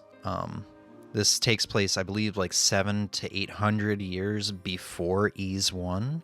Because Ys normally revolves around a protagonist called Adol. He is not in this game because he's not alive yet. This is literally the origin of, I guess, everything that happens in Ys 1 onwards. Anyway, there's an Ys 10, me just learning about Ys. Yeah, no, that's the thing. So many people haven't heard about Ys, and like, I heard Happy Console Gamer and GameSack talking about Ys for so many years about like it being this amazing thing, and I'm just looking at it and I'm like, this looks just kind of like a generic like action RPG, just being completely honest. And then you play it and it's like, it kind of is a generic action RPG, but it's really addictive, and it's got nice characters and amazing music. So if this doesn't look great, I still recommend downloading a demo for, say, Ys 10, because that is on the eShop. It might be on Steam too, but it's on the Nintendo eShop, and trying it out. Ys 10 isn't going to be top-down style like this game. It's going to be more of a over-the-shoulder, like Dynasty Warriors kind of camera and movement, like sort of game in an action RPG. I don't know how to explain it. Anyway, let's actually jump into this. We're gonna play as Hugo, play on normal. Once upon a time, lost within the tides of history, there existed a land of great legend.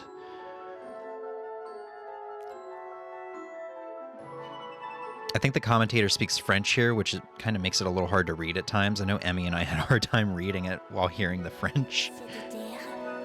It was called Ys, or Wise.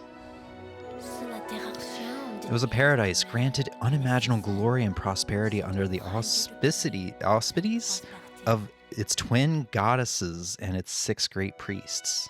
Auspices? Therein the pride of the goddesses was an object known as the Black Pearl, through which all of the people of the land received innumerable blessings. Among these blessings was the power of magic, which allowed the enacting of miracles. Wow, I need to get a fucking vocabulary book. This power was often augmented by something. With the glory of these miracles at their disposal, the people of Ys believed their radiant prosperity would shine on forever. Dictionary, that's the word I was looking for. Words are hard. Then one day, disaster struck. Without warning, hordes of demons appeared. Ys was under attack. The scene reminds me of Season 1 of Castlevania, right here. In the blink of an eye, demons had completely overrun the land. The people were driven to seek shelter in the Solomon Shrine, where the goddesses dwelled.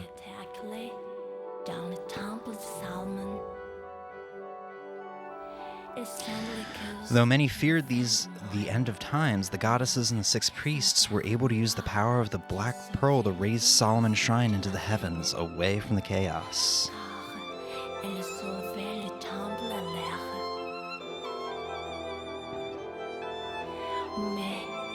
It took a little time for the demons to react, however. A great tower was erected and winged creatures came soaring through the sky.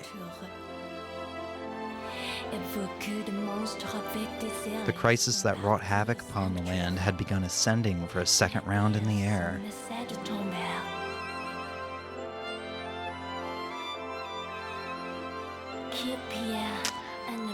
And amidst this hellish turmoil came a startling discovery that would rock the very foundation of Ys. The twin goddesses who had always served as cornerstones of order were now nowhere to be found. With the situation looking grim, the 6 priests decided to take matters into their own hands.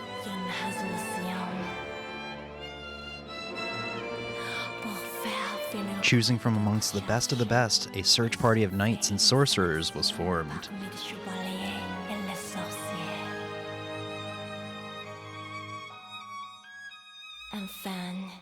These elite were dispatched back down to the surface in hopes of finding the missing deities before all was lost.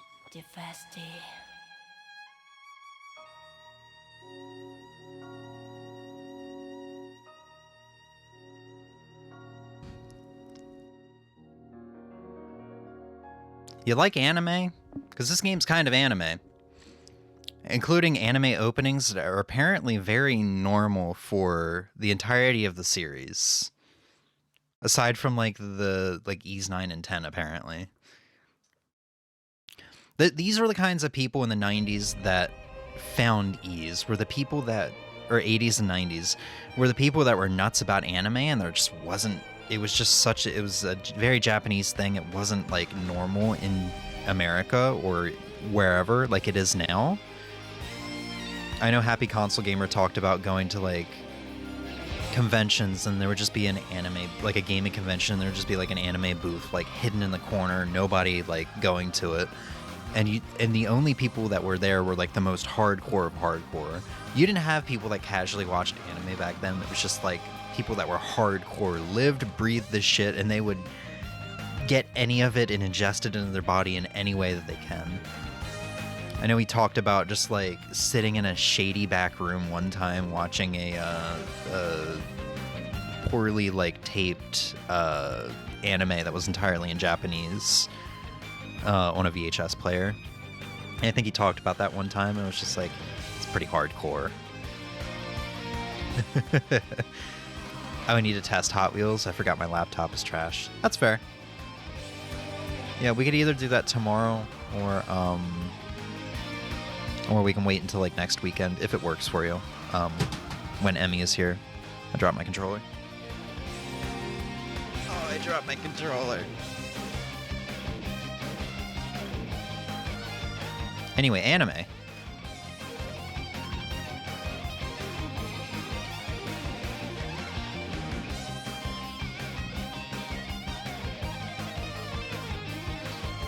Characters we don't know yet.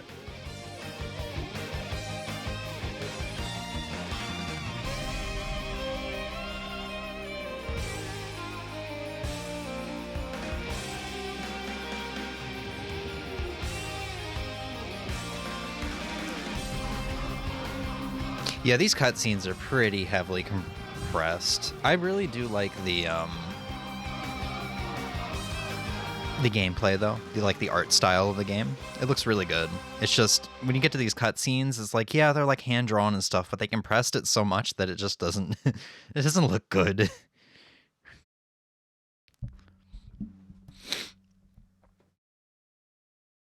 Hugo, it is best you return to the surface as well.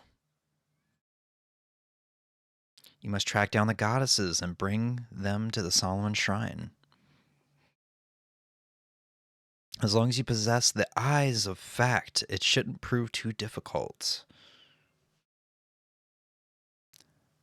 However, your role in all this does not end here. Hugo, you must listen carefully from here on out.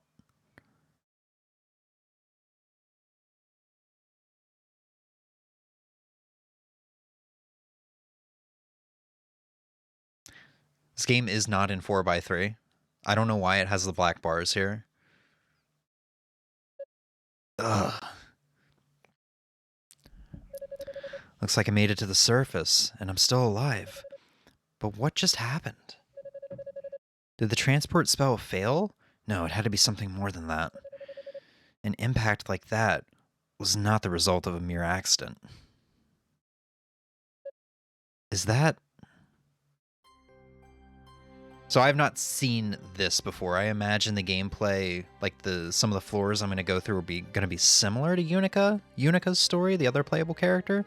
But a lot of what I'm seeing here is going to be kind of new, at least story-wise. But I'm sure the floors I'm going to go through are going to be similar, the bosses. Indeed, it's a Rhoda tree, a tree with a soul, born of the goddesses. I suppose that explains why this is the only place around here that's not thick with poison gases. Still, it's a miracle this tree has managed to not only to survive, but thrive all this time amidst such desolation. Young man, will you enter my tree, pussy? That voice, Rhoda, is that you? Indeed. Enter my trussy. I'm one of the twin Rhoda trees given life by the goddesses. You are from Ys, are you not? Yes, that's right. My name is Hugo, Hugo Fact. Oh ho, a descendant of House Fact. That explains the power I sense from you. It's been many years since last I spoke with one of your line. Perhaps around 50 or so. I don't mean to be rude, but I don't really have the time for idle chatter right now. I'm here in search of Lady Rhea and Lady Fina. Have you seen either of them? They vanished without a trace from Solomon Shrine a few days ago, and no one's heard from them since. The goddesses? Yes, I did catch sight of them. About 3 days ago. In a galaxy far, far away. So it's true then, they came down to the surface. Do you know where they went? And if they're all right? I cannot answer the latter question, I'm afraid. But I still do sense they're present, albeit faintly. There can be no doubt they are still inside that foul tower. Blah, blah, blah, blah, blah. So Unica does see the other tree at the beginning, but I think that tree is closer to the tower. It looks like we might have a bit of a trek before we can get to the tower. We might have some gameplay and stuff before we actually get into the tower. I was afraid you might say that. That tower is said to be the veritable nest of demons. What the hell could those two want in a place like that? You were going after them then? I sense that your companions are not far from here. Oops, perhaps you should regroup there. No, I must go now. There is not a moment to lose. If the others come here, please let them know I have gone to the tower. Tell them that's where the goddesses can be found. Hey, Juna, you enter my trusty or what? It's been 50 years since I've gotten some. My, such an impatient lad. But then, he is of the fact line. I just hope my worries are for naught. Tasty chicken sandwich. Tasty chicken sandwich. More compressed cutscenes, yay.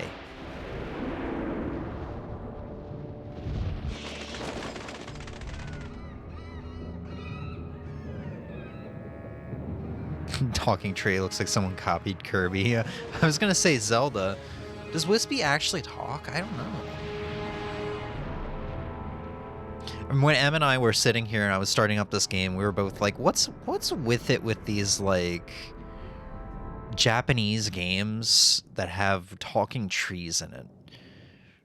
Is it like a lore thing in Japan? Is that like a normal thing in storytelling, or what? You know?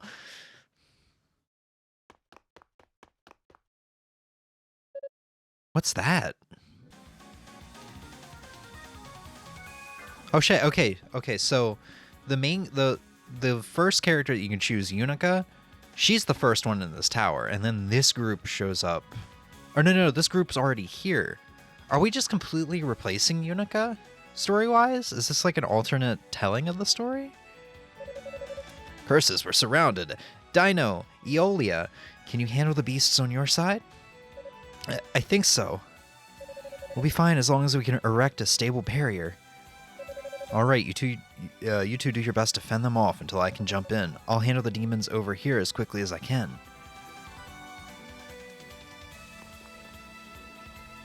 What? Hugo Fact, is that you?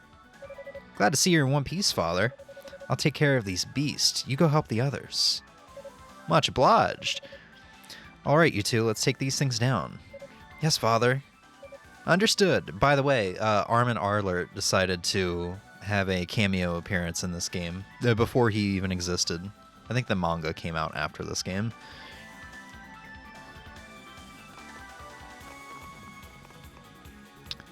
Alright, how play game?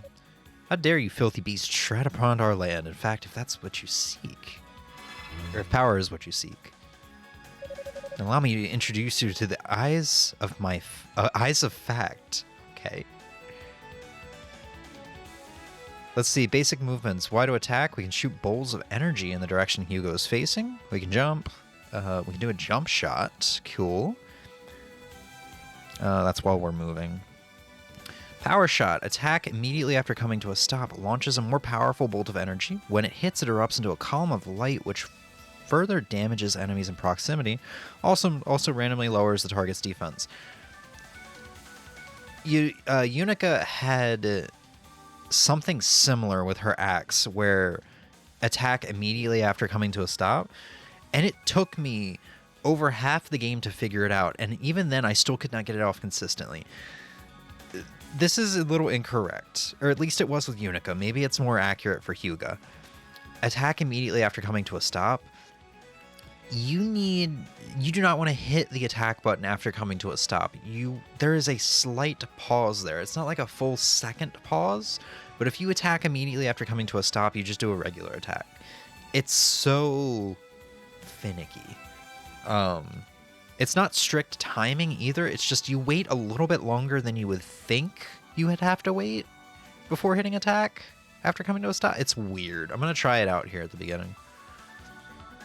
Let's see. In Japanese games, talking trees are often referred to as kodama, which are spirits residing in trees according to Japanese folklore, giving the tree a personality and the ability to communicate with humans. This is a common motif seen in various genres, particularly in RPGs and adventure games, where ancient and powerful trees may act as guides or guardians of the forest. Google AI. Hopefully Google AI is right on that. That is very interesting, though. It is an actual thing. And things make a lot more sense now. That's also kind of cool, like the idea of a spirit, like, not possessing, but like using a tree as its vessel, I guess, to protect an area. Like a forest. That's super cool. Okay.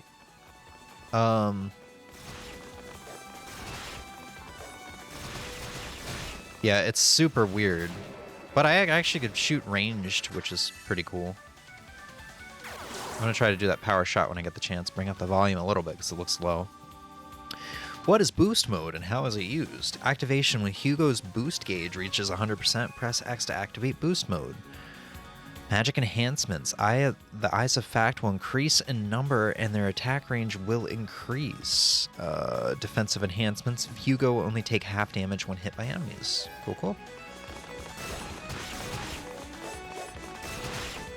There we go.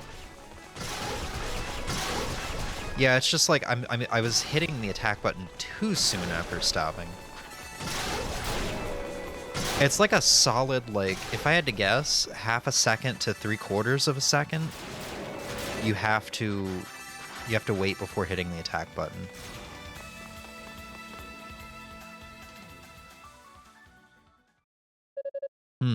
Is that all you got? I heard there were imposing creatures amongst the invading demons, but it seems these were not they. Much appreciated, Hugo.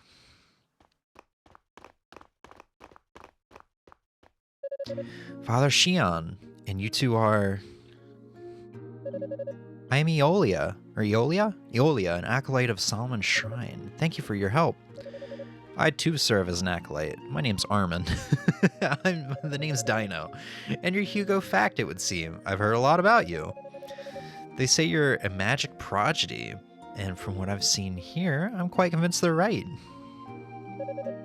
No, I'm still but a novice. At any rate, may I ask why you three are here? And where are the other members of the search party? I wish I knew. All I can say for certain is that the transport spell which carried us here was interrupted. Interrupted? By the demons, you believe? Most likely, yes. Eolia and I were the ones controlling it. Then suddenly, out of the blue, the magical barrier which had held us was struck by some massive force. It caused such disruption we could no longer hold the spell together. I see. And the attack came from this tower, I assume. It did. That's why we're here, to get to the bottom of this. But what of you? What brings you to this accursed place? Ah, yes. Well, you see. Hugo detailed what the Rhoda tree had told him. What? The goddesses? Here? What could have compelled them to come to such a dangerous place? So that's the size of things, is it? This makes matters more urgent. We must get in contact with the others as soon as possible. Can I leave that up to you, Dino? Yes, Father. I'll begin a search of the perimeter starting with the Rhoda trees.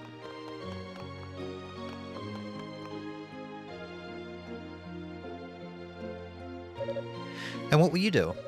Given the welcome we received, I think it'd prudent to wait. I think it'd be prudent to wait until the whole party's been gathered, then move out as a group. No, I believe it would be best if I were to go on ahead and survey the area alone. If the rabble we just fought was the worst this tower has in store, I don't anticipate any difficulty. As you wish, but please do take this with you at least. So it does seem like the story is going to be changed up a little bit. Unless they just happen to not mention that Unica has already gone up the tower a little bit at this point. We received a crystal. An item of magic? Allow me to demonstrate its power. Was this built by the demons? We'd initially thought that'd be the case, but it would seem not. Watch closely. Cheyenne took out a crystal identical to the one he gave Hugo. The crystal's power purified the demon statue. It's a goddess statue? I suspect that all the goddess statues left behind on the surface were brought here, then cursed in a similar fashion. Why this was done one can only speculate, but there are likely others to be found in here. You should be able to use that crystal to purify them, just as I've done with this one. I see, that could prove beneficial indeed, given the power of these statues. But that isn't the only magic the crystal holds, it would seem. Indeed not. It can also be used to transport you instantly to the foot of any goddess statue, at least any that's been purified in this manner. I pray it will be useful in your reconnaissance. Understood. I'll be sure to make good use of it. Take this as well, Hugo.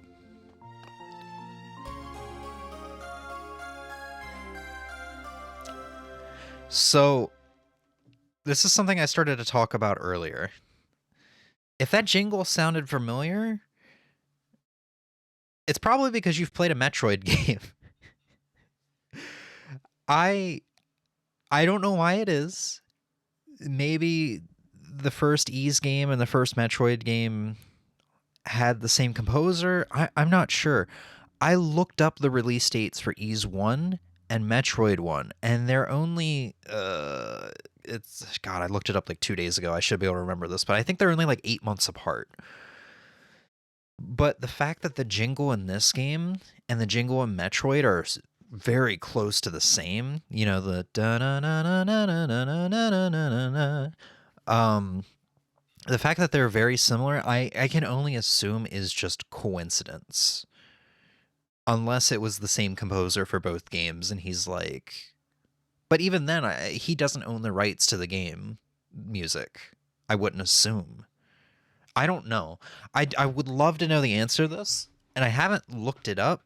And I just haven't looked it up because I feel like there's not an answer to this. I feel like it's just something no one talks about. Maybe people talk about it. I feel like it's just something I'm not going to get an answer for. It's just odd.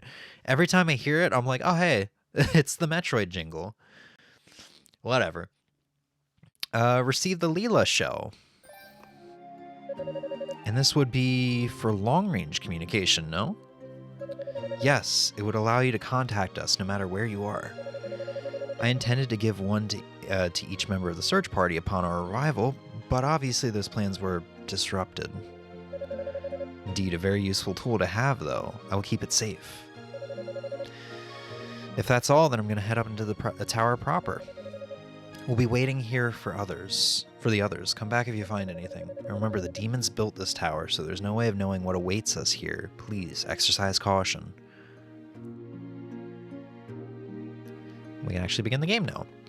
So let's go ahead and hit up that sweet juicy save point. From here, we can actually do some upgrading. The little purple things that I was picking up after monsters were defeated is called SP. So from here, we can begin to upgrade anything in the game. I only have 64 SP. But we can upgrade our armor, increase stationary heal rate, reduce damage from terrain, strengthen the Eyes of Fact, SP gain, so on and so forth. I grinded a little bit in this game, but I did not, by the end of the game, have enough SP to upgrade everything. I just barely got the increased movement speed at the very end of the game, when I was on, like, the final floor of the tower. And I didn't notice a difference, but to be fair, I wasn't exactly focusing on it, so This tower has 26 floors, I believe. 2, 3, 4, 5, 6, 7, 8, 9, 10, 11, 12, 13, 14, 15, 16, 17, 18, 19, 20, 21, 22. 22 floors. So, and it'll equal out to about 10 hours of gameplay. So, anyway, let's go to the first floor.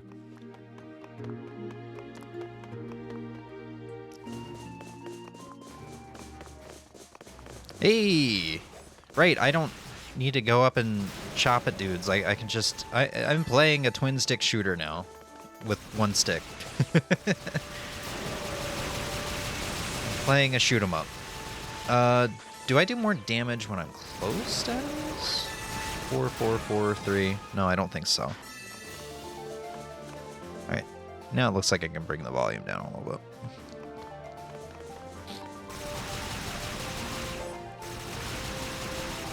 But yeah, like I said, I have played the demo for Ease 10, which is more of like a behind-the-back action RPG.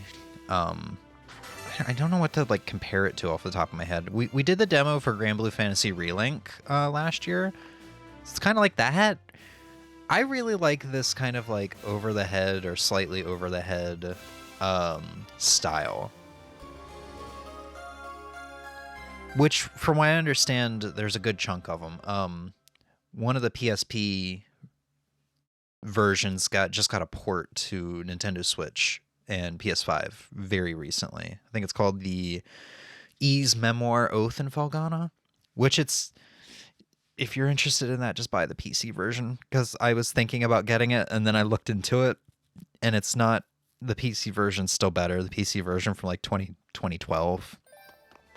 There's like no new content. They like updated some character portraits. They gave Adol a little bit of voiced like dialogue.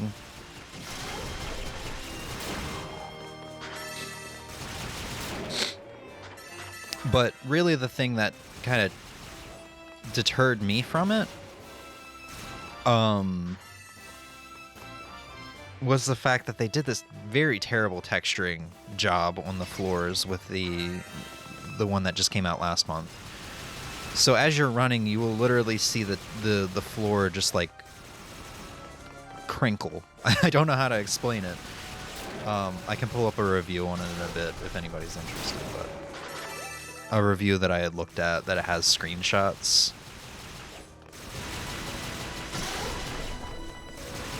I don't remember what website I used though. I'm sure it's in my history.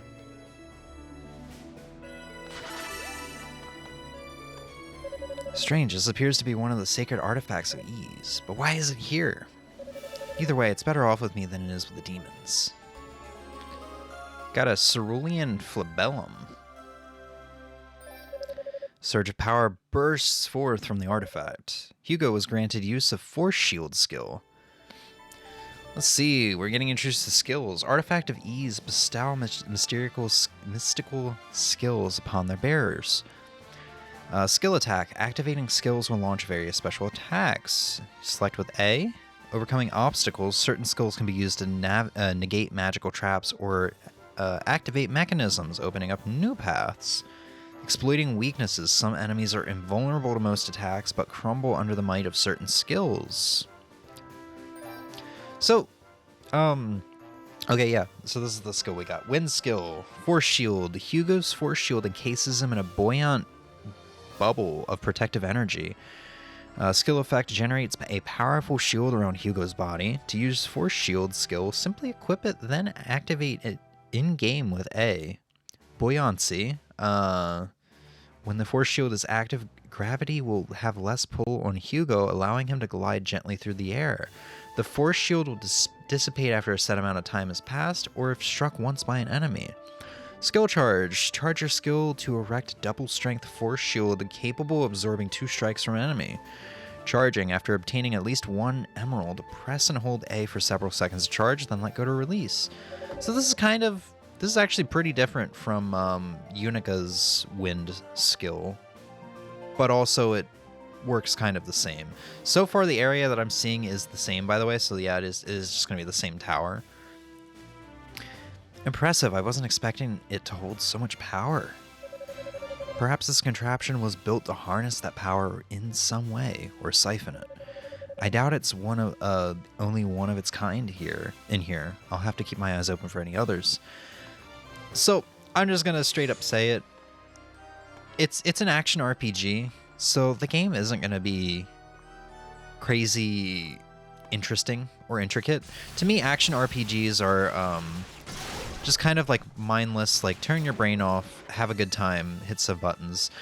And that's overgeneralizing because I know Souls-likes fall into the action RPG genre, but I just kind of mean like this. It's hack and slashy. That's the word I'm looking for. It's like it's sort of a hack and slashy action RPG, and hack and slash is like you generally don't have to try too hard. There might be like a boss or something where it's like, okay, I actually need to try and not just mash the attack button and ram my head against everything and just win. And that's kind of why this sounded nice, is because the night I had played it, I didn't want to play something too involving for some reason. Which is weird because after I had played my first like 3-hour sitting of this, I went and played Phantasy Star for the first time after. And had a really good time with that. But that's just what this game is to me. If it doesn't look like extremely complicated or like I'm actually trying or whatever, that's why. It's kind of a hack and slashy action RPG.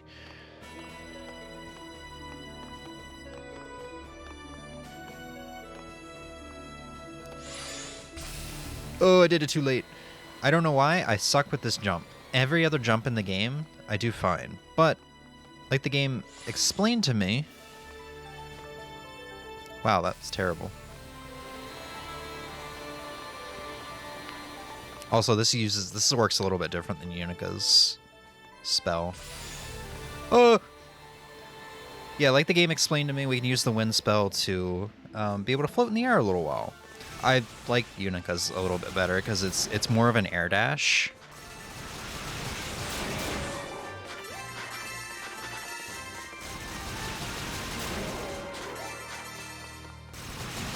Whew.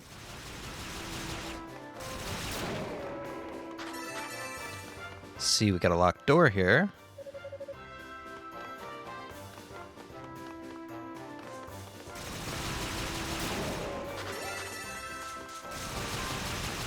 But honestly, the story ended up being a lot more interesting than I thought it would be. Because eventually the game will start to introduce a lot more characters, and I'm just like, okay, yeah, we got more like anime style characters, whatever. But eventually I'm like, okay, I actually started to care about the characters and the story and what was going to happen to everybody. It really surprised me.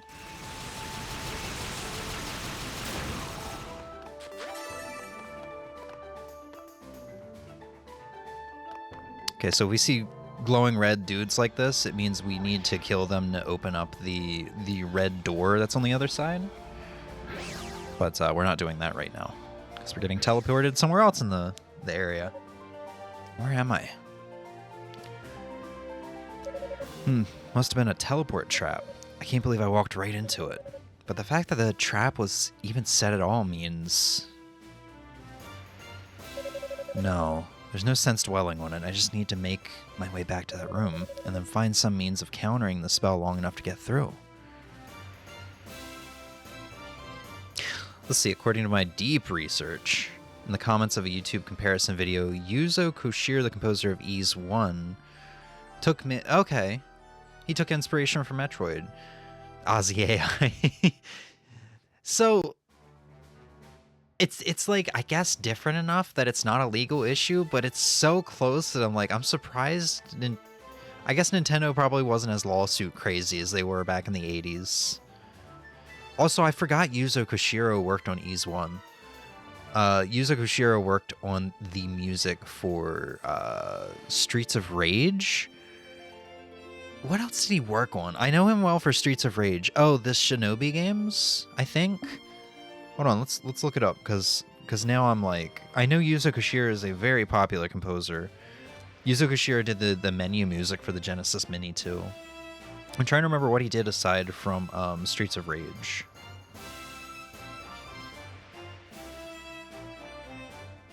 Let's see, video games. Oh yeah, he did the Sonic the Hedgehog for the Master System soundtrack, which is pretty good. Google does not want to give me really any answers. Yeah, he worked on Revenge of Shinobi. Hold on, let's go to Wikipedia.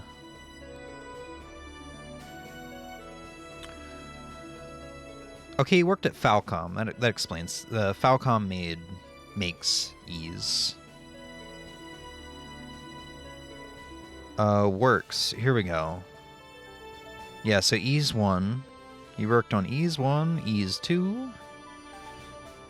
The Revenge of Shinobi, so at this point he's with Sega. ActRaiser, that's the one I was trying to think of. ActRaiser. Well, I guess he's not specifically with Sega if he worked on ActRaiser. The Game Gear Shinobi, Streets of Rage, Sonic the Hedgehog for the Master System / Game Gear, Super Adventure Island. Oh yeah, he did Batman Returns. Streets of Rage 2, ActRaiser 2, Streets of Rage 3, which the music wasn't as good in that. Robotrek, Beyond Oasis. I'm just pointing out the more popular games here. I'm scrolling past a good chunk though. Shenmue, but with several others. Same with Shenmue 2. He did Amazing Island, which I think Ozzy, you requested, right? You requested for your community chosen game? One of them? He did a song for Dance Dance Evolution Extreme 2. He did You Gotta Move It. Oh, he did music for Castlevania Portrait of Ruin. Arrangements for Smash Brothers Brawl. He did Kid Icarus Uprising with several others. So like he's a really beloved musician, mainly for like 80s and 90s stuff. Mainly like 90s stuff. Right, they brought him in for Monster Boy and the Cursed Kingdom in 2018. Yeah, he did the menu theme for the Sega Genesis Mini, which is just like little bits of Sega Genesis game music kind of like strung together in a really catchy way. I really love that menu music. Streets of Rage 4, the wonderful 101 remastered with several others. He did ActRaiser Renaissance, that makes sense. Oh, he did the menu theme for Sega Genesis Mini 2. I completely forgot about that. Sol Cresta, he did The Lost City in Metaphor Refantasio. And he did 2 tracks for Minna the Hollower, which has come out this year or will come out this year.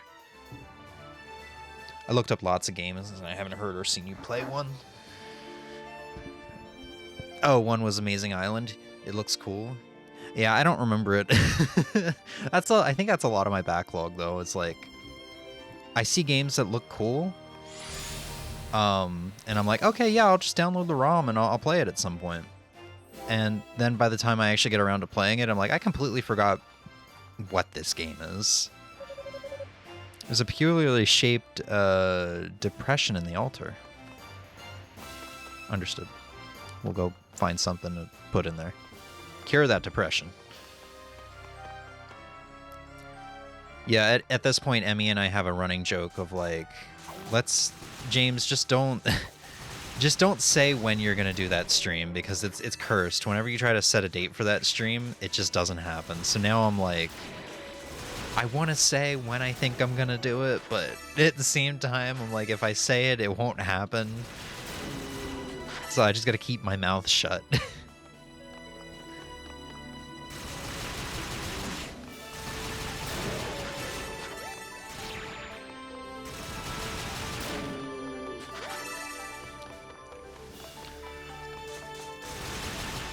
I mean, I will say, yeah, I definitely like Unica's combat better. I mean, she's got an axe, and she eventually gets a great sword. Spoilers, I guess.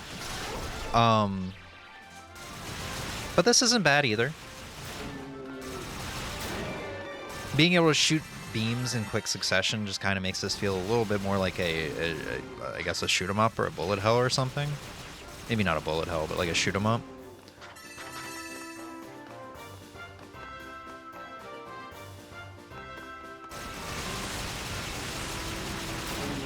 There's a lot less confrontation with enemies too, because of this.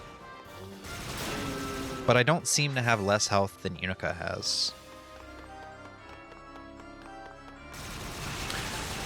I also think Unica's story is probably going to be a bit more interesting because she's a very timid. She's pretty much still a little girl. She's a very timid, like,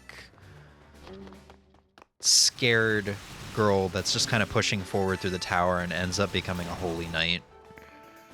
I guess spoilers, but and then finding out about her father's death and stuff like that. Which I'm really curious because she's the one that ends up killing most of the antagonists in her story. I wonder if that's going to change and Hugo's going to be the one to kill them now.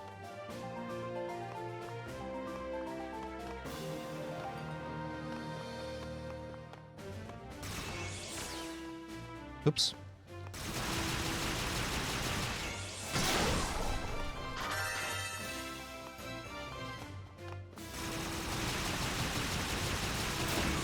Pew pew pew pew pew pew pew pew.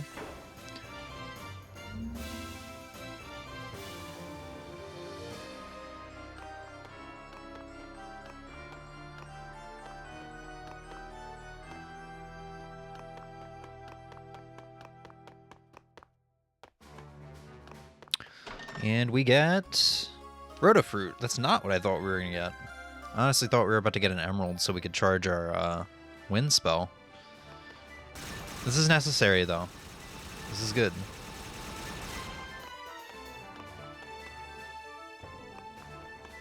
Let's see. Do I want to go right or want to go left?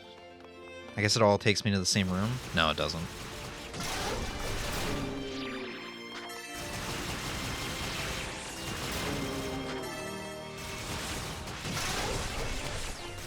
Oh god, I ran right into that like a doofus.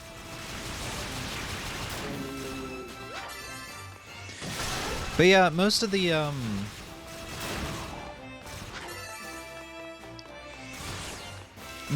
just normal enemies you encounter in this game aren't really going to be a problem until like the final floor. Not the final floor, the final couple floors.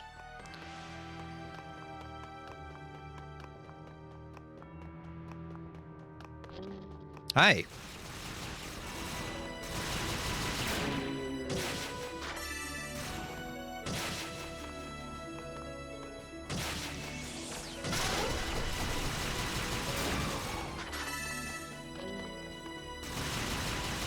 But man, the boss fights are so fun in this game. Like I said, like fighting just regular enemies kind of hack and slashy, you don't need to think too much, but like the bosses are so interactive.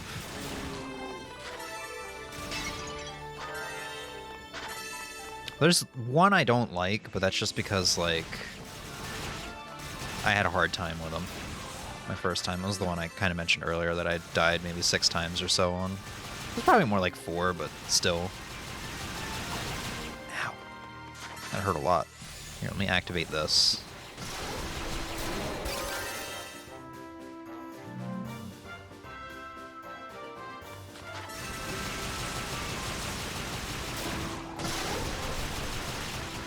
Oops. What's in here? Oh, defense up. Another cool thing about Ease is like, or at least this game, you just kind of go through and you get temporary buffs. You can see I have nearly a 2 times XP multiplier right now. Got an emerald. Force shield power increased. Jewels unlock the full potential of the artifacts of Ease. There are specific jewels associated with each of the 3 artifacts of Ease, which, with each jewel acquired, the corresponding skill becomes more powerful. So Emerald enhances Wind skill, Topaz enhances the Thunder skill, and Ruby enhances the Fire skill. Skill enhancements. With even a single jewel collected, the appropriate skill can now be charged. Additional jewels increase the rate of MP recovery and provide an overall increase in power. So now I can hold A while I'm moving, and we can hit a switch. And then I should be able to use a different kind of barrier? Can't really tell if it's any different. It actually looks the same to me. Oh, I might have not charged it up all the way.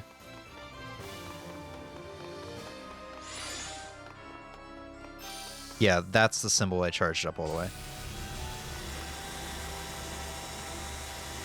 I think it's making a different sound. So maybe it hurts to the touch for enemies? I'm not sure. Maybe I just bump into enemies now.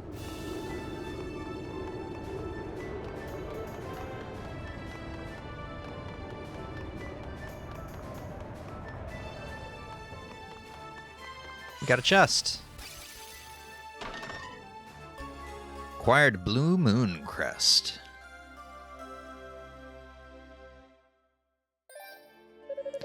I'm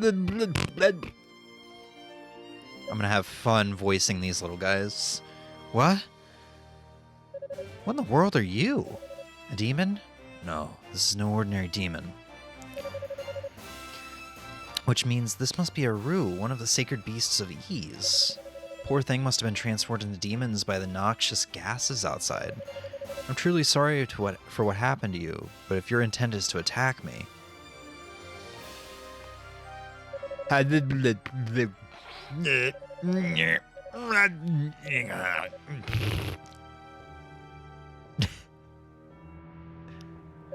have no idea what you're trying to say. If Rico were here, he might be able to understand you, but I'm simply at a loss.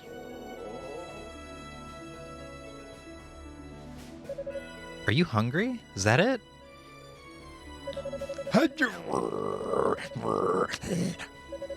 Yeah, yes, your stomach told me as much. I believe the Rue are known for their love of Rhoda fruit. What will you do? Let's give them the Rhoda fruit.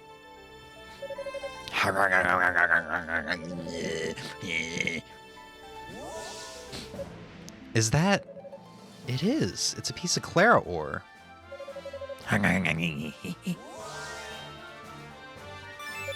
Hugo's wand has been strengthened. What just happened? Ah, I see.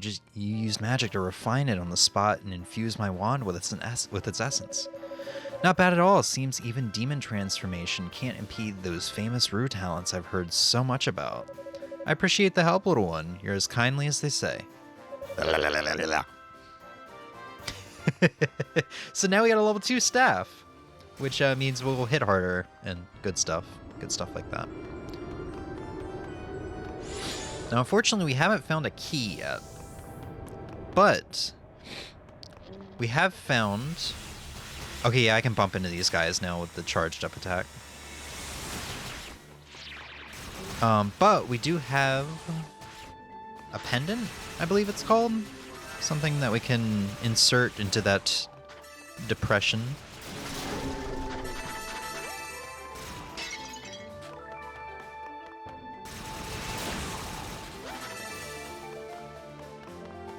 It feels weird to me because, spoilers, you do get the ability to run in this game by holding down either A or Y, which is either your spell button or your attack button. So now I'm just like, I'm kind of just running through, and I'm like resisting the urge to just hold down the A button. Because I'm like, I don't need to charge my skill right now, but I do want to run.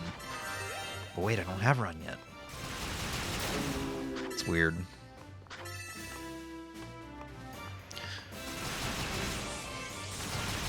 Now I could teleport back to where we saw that depression at, because there was a statue in that room, but you're really gonna be doing yourself a disservice if you're teleporting a ton in this game. I'm the kind of person that likes to use teleport or fast travel as little as possible, even in games like Breath of the Wild, because I'd rather explore. I'd rather take everything on foot, explore and get food items and stuff like that. That's how I am with open world games. I don't fast travel that much, but you're gonna be doing yourself a disservice in this game because this is kind of precious experience, and like I said, it is a grindy game. There will be a couple points where you're going to want to stop and grind. So if you just kind of take everything on foot, it's less grinding you're going to have to do.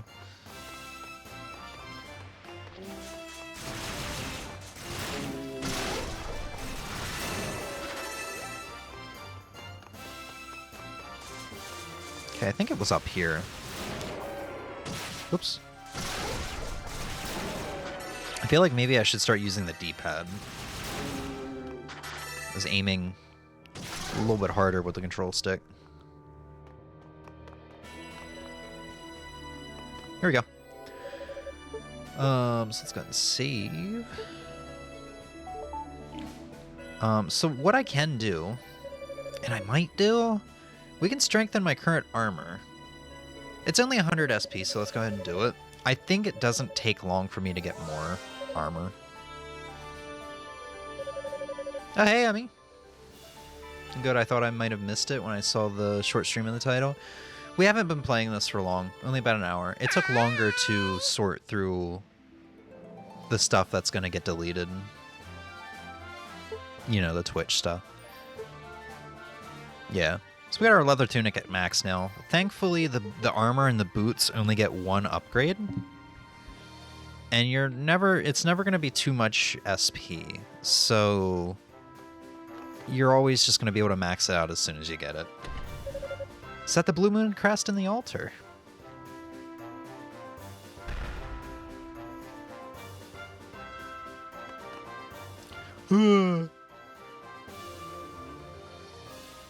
Oh, hey, there's people. Doing people things. I wonder where he went.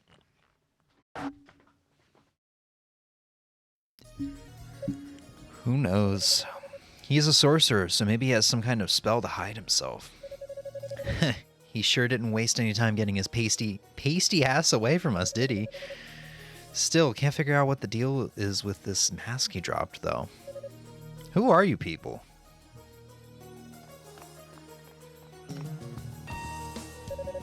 Another sorcerer. It's like an infestation.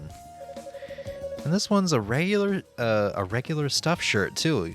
Probably the dull and humorless type. I don't appreciate having to repeat myself. Who are you? There should be no humans left on the surface aside from our own search party. Did you come here from outside of Ease? What a question. Where the hell else will we have come from, dumbass? Hey, Kishgal, you mind if I do the honors? Losing that run's trail pissed me the hell off. I could go for a good kill right about now. Do what you want. I'm not interested in fighting sorcerers. Hey! Sorry, pal, I'm the one you'll be fighting. Epona's the name, and combat's my game. I'm the master of the trident. Or I'm a master of the trident, as you'll soon be learning firsthand. I figure 3 points are better than 1, you know? I was so absorbed in my book that I only put it down for a couple minutes when my mom called. Finished it very good. Oh, hell yeah, dude. Was it The Hobbit? Or The Children of Thurin? Whatever it's called? The other J.R.R. Tolkien book that you have right now? Ugh, you sorcerer types are really annoying, you know that? You're all stoic and moody, acting like you're so much better than everyone else. Well, I was told to kill everyone except the goddesses, and let me tell you, I'm really looking forward to this. The hell are you laughing at? Oh, nothing. It's just that you sized me up rather quickly and decided you didn't like me, and I impulsively did the same to you. See, I can't stand women who talk too much. On top of that, your sense of style is severely lacking. Your trident is laughably cheap looking, and you seem overall unintelligent. What? Epona, was it? If you're going to fight me, just get it over with. This should prove most educational for you. It was Pumpkin Spice Cafe, a book I got for Christmas. That's so fitting for you. That's so fitting for you. You son of a bitch. You think you're hot stuff, huh? Well, I'll knock some sense into that smug head of yours. Beep, beep, beep, beep, beep, beep, beep, beep, beep, beep, beep, beep, beep. Oh, I got stabbed. Oh, God. Wow, this is actually a lot easier with Hugo here. She's already half health. Like, fighting her with Unica? Oh, I'm okay, I have less defense. That makes sense. Okay. This makes a lot more sense. I need to keep this shield up. Fighting her with Unica is a lot harder. Unica can take more hits, but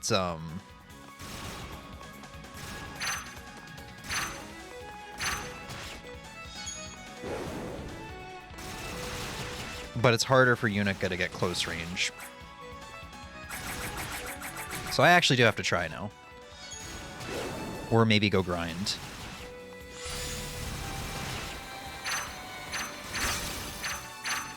That was stupid of me.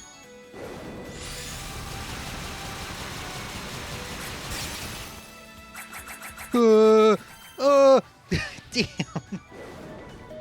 You can really get stun locked in that.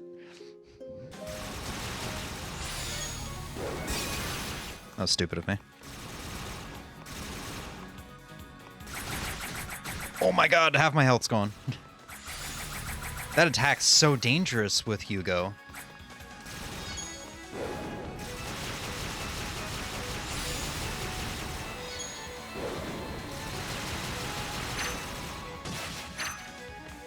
So this is going to be interesting. I'm going to actually have to like relearn these boss fights that I have done very recently.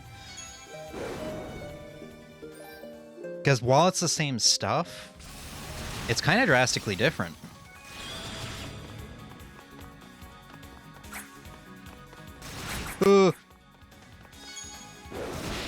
I don't know why I stood in the way of that.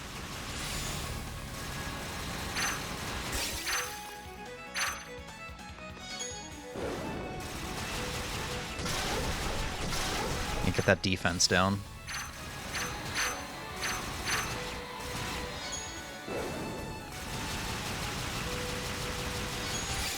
There we go. Did you start a new file with a mage character? Yep, I finished Unica's story last night. Ugh.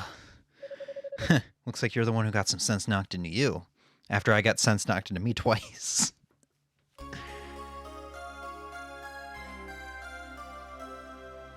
Acquired Mask of Eyes. Another magic-infused relic from Ease? Damn you. I'm impressed you're able to move so swiftly after what you've just been through.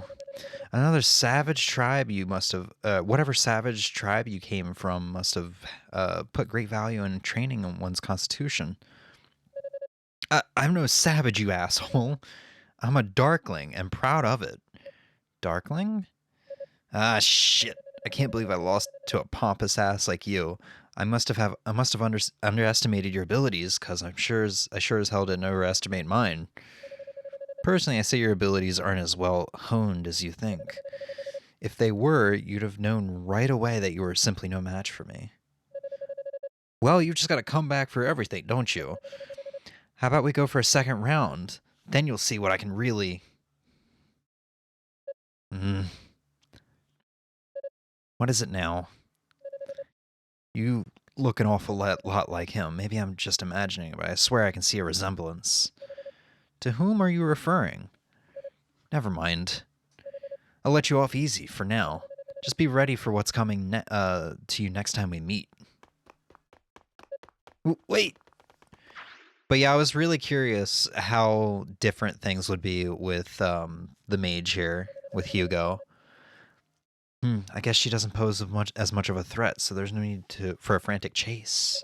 But still, if she's a Darkling, then it all but confirms everything Father said. He really is here somewhere. Because as playing through Unica, the other character, you do see Hugo. Hugo's, as the playable character, is around. And he has his own story kind of going on. I said Unica kills like a lot of the antagonists, except for one, which is like a claw. I don't think we ever learn his name. He's just like the claw guy or something like that. And we do see Hugo interacting with him on one of the outer areas of the castle. And unless I was supposed to go somewhere else and fight the claw guy with Hugo as a hidden boss or something like that, we never killed him, so I assume Hugo did. But as of right now, we're playing through pretty much the same story, just in Hugo's place. So I assume Unica's going to show up later on and show up where like Hugo first showed up at in Unica's story, which is going to be a little while, I think. Acquired bronze key. Cool. Finally got that key we need. Close to a level up too. There we go.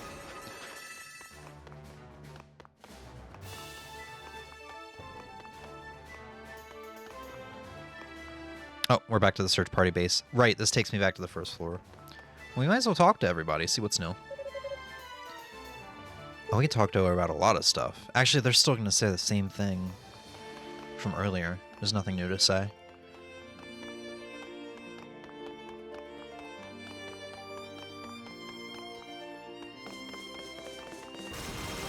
But yeah, man, I really fell in love with this game. I'm very interested in the franchise now. Ys 10 demo was very good, and I look forward to grabbing that at some point.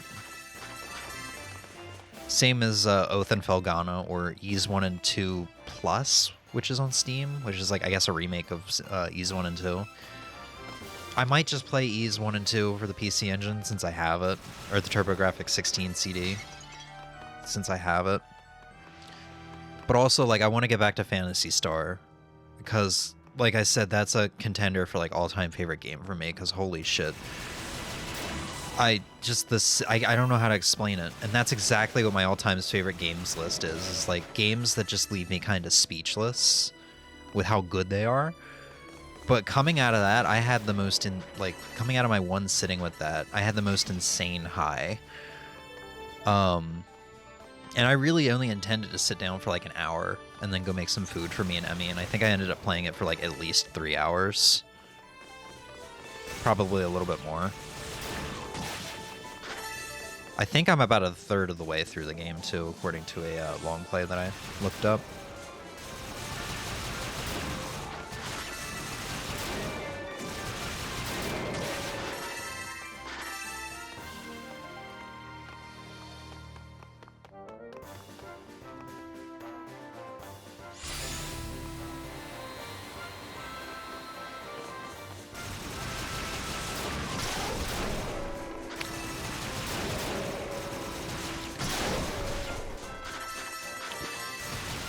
Anyway, we got the bronze key door there. I'm gonna defeat these enemies first. I can't remember if this is a particular hallway I'm thinking of. I don't think it is. Yeah, I think we should just go into the door.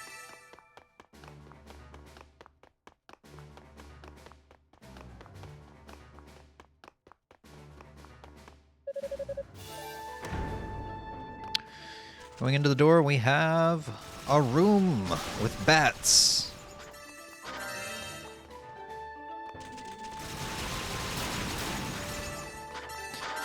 And that's it. Just a room with bats. But if you remember, we got a new accessory here, the Mask of Eyes. Magical mask allows the wearer to see hidden passages and objects, but hides living creatures. So we put it on. Suddenly we can see there's a little doorway here. Hidden door. Hugo? Hugo, is that you? Who? Hugo removed the Mask of Eyes from his face. Rico Gamma. Thank the goddesses you're safe. I've been so worried about everyone, what with the transport spell bursting and flinging us all over creation. I'm glad to see you're safe as well. But why are you this far into the tower already? Did Father Cheyenne send you to accompany me? I'm not sure I follow.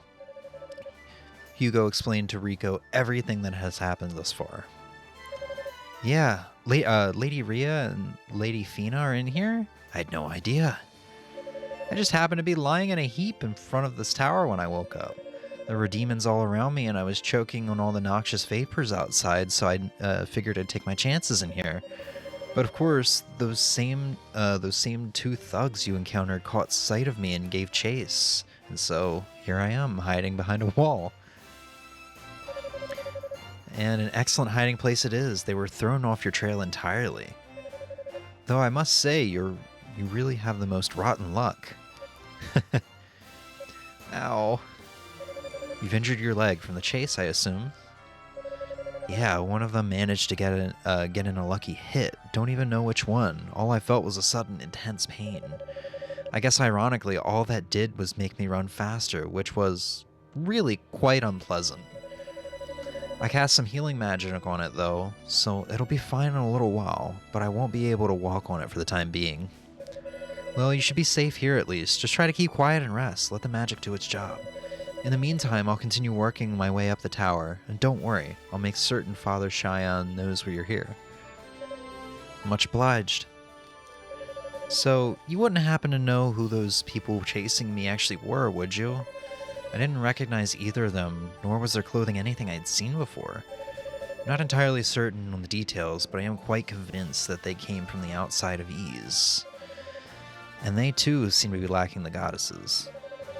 Or seem to be seeking the goddesses. Outside of Ys, I wasn't aware people actually lived anywhere else. I never thought, the thought never even crossed my mind, in fact. That information doesn't really help us much, though. The only important thing we know about them is that they're hostile. Which means we need to find Lady Rhea and Lady Fina before they do. Yeah, I'd say that's a given. Oh, hey, before you go, I have something you might want to take with you. You got Morph Ball! Isn't this your family's charm? Right, my father loaned it to me. It's supposed to have the power to ward off evil. As long as you're wearing it, enemy magic, like that trap spell you described, should have far less effect on you. Ah, I see. That sounds most useful indeed. You have my thanks. Cool. Let's go and equip that. Bats. Bats.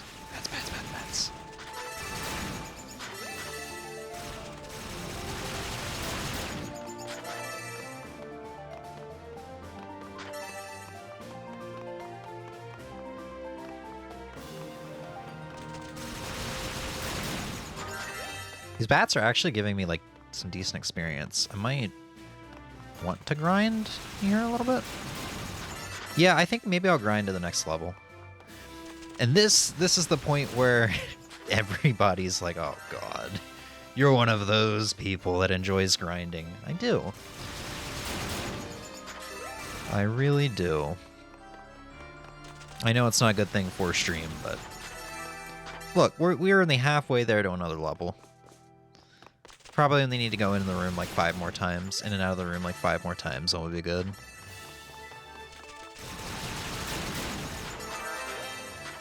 And that's another reason why I was like, oh yeah, this game would be perfect for me, because I'm already well aware Ys are a bit of grindy games. And it's like, that sounds good, just kind of like a mindless like action RPG that I don't have to try too much on aside from the bosses, and then I get to just grind. I just get to fight enemies repeatedly, just do this monotonous task over and over again, and I'm like, this is so chill right now.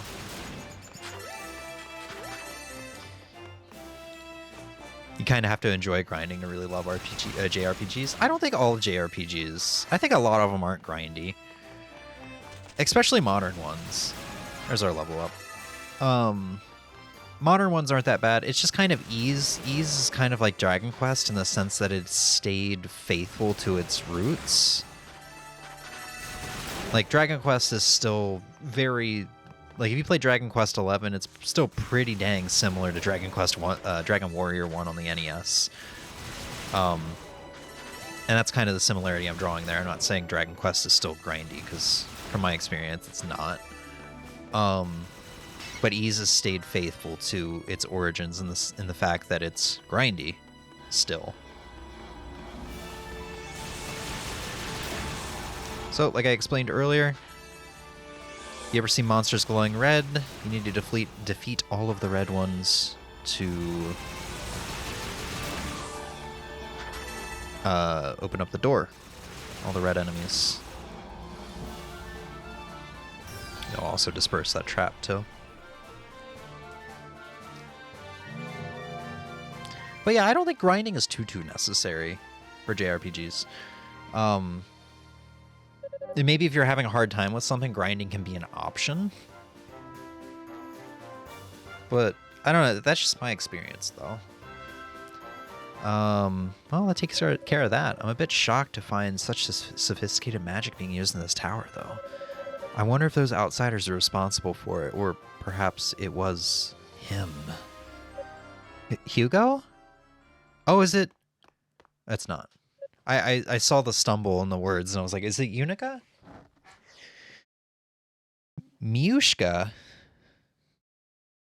I don't remember this girl. Hey. Hugo, it's really you. Praise the goddesses. I was so afraid something might have happened to you. Oh, come now. How fragile do you think I am? I'm more concerned about you. Where did you land? Did you have any trouble getting into the tower? No, I made it okay. Oh, I think I do remember this girl. Fortunately, I was with her the whole time.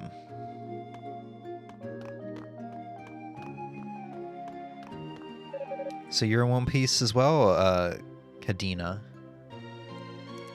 I swear every RPG Kim mentioned in that video had something about loving the grind involved. Yeah. I'm just saying, I don't feel like a lot of JRPGs that have been made in the past 10, 15 years haven't had grinding as something that's intended. If you want the game to be easier, you can certainly grind. Otherwise, you know, you have challenging boss fights and stuff. But that's just, I mean, I haven't obviously had as much experience with JRPGs as Kim, but, you know, hopefully I can say that in a couple years. I'm on this RPG kick right now, and it's heavenly.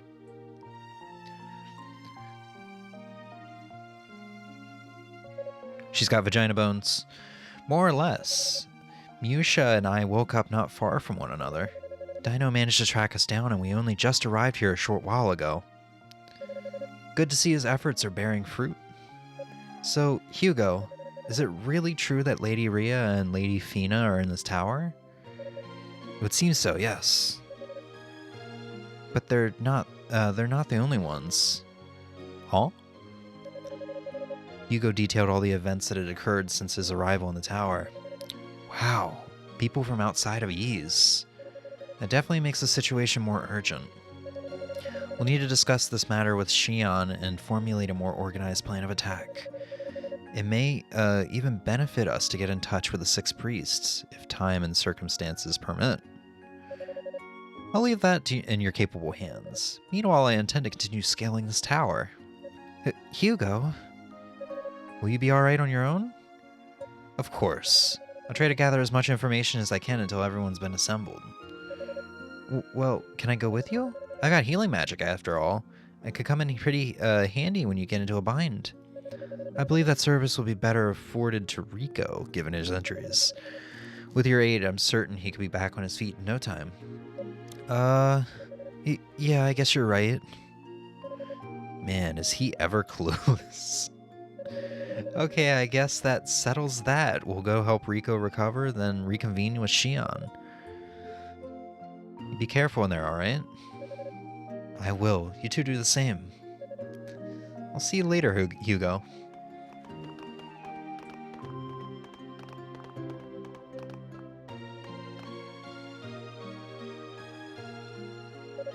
Slowly but surely, it seems the search party is taking shape once more. Once the Holy Knights have started combing this place, it'll be tough for me to keep moving without constant interruption. I need to make as much progress now as I possibly can. Pew, pew, pew, pew, pew, pew, pew, pew, pew, pew, pew, pew. That's what progress sounds like. Pew, pew, pew, pew, pew, pew, pew, pew.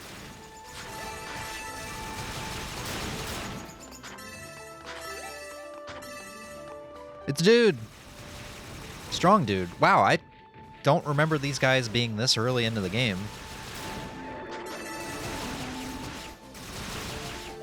Come down from there, you heathen. Hit me, I dare you. Do it. Pussy.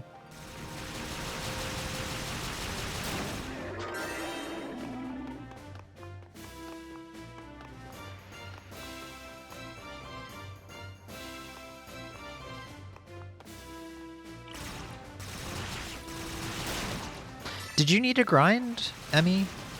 I was just looking at your message again, kind of got reminded. Did you need to grind in Fire Emblem Engage?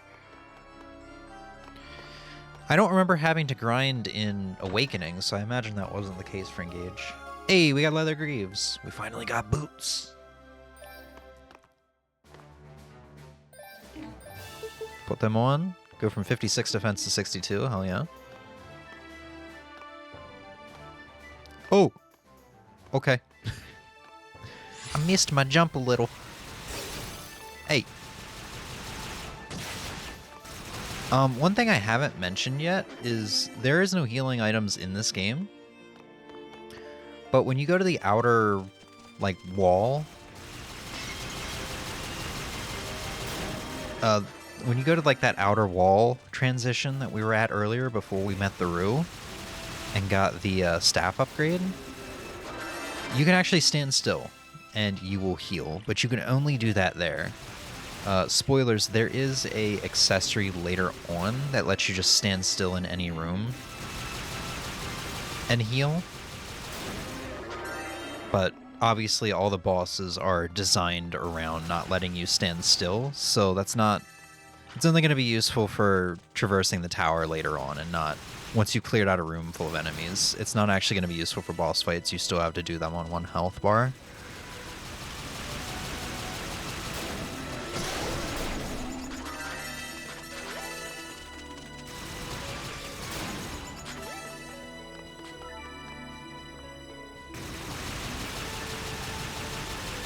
I like how I don't even need to, like, worry about their shield now, since my magic just goes right through it. Got another level up incoming. It's a shame I'm going to use that 2 times multiplier before I get to another enemy.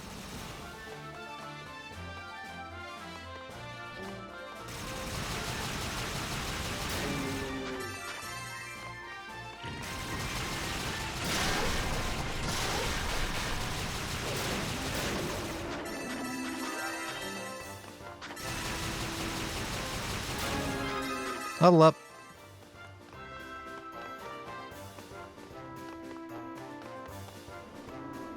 Yeah, so out here, like, if I go in, I'll just, like, you know, I'll attack a dude, get a little bit of experience. Oh, that was a lot of experience just for that one guy. I could probably grind in here easily. Yeah, go in here, take some hits. I'm actually gonna maybe kill everything in the room now, because I'm actually kind of got some good experience, at least from that mage guy.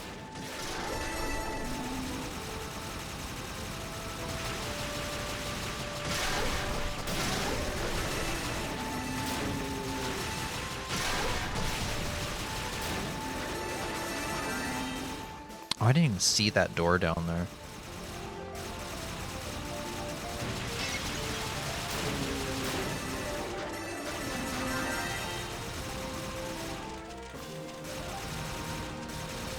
Oh, I picked up an herb too. Enemies can randomly drop herbs.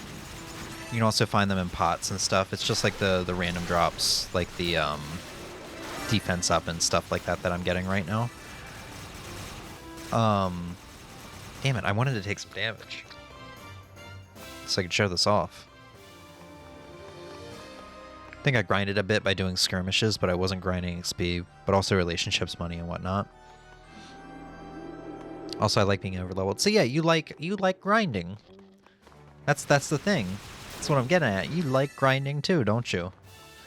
Because remember we had this conversation back in like 2020, I think it was, when I was doing the randomizer, the Pokemon Blue randomizer Nuzlocke stream playthrough, and I was grinding. And you were like, I don't know how you can do this for 4 hours straight. I'm like, dude, it's so cozy. What do you mean? We had like the QMU playlist up and everything. Okay, can you hit me? I need to stop killing things. I need to take some damage so I can show this off.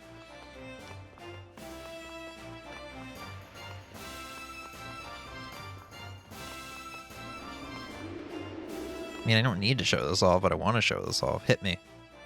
Hit me! Yeah, so there's 15 damage right there. we go out here. This is the only place we can do this right now. It's like these hallways on the outer sides of the castle. Or the tower. We'll regain, health. Not sure I like grinding in all cases, but some. Alright, fair enough. Okay, so this looks like the way for progression. So I should go back down and see what's in that doorway. Pew pew pew pew pew pew pew pew pew pew pew.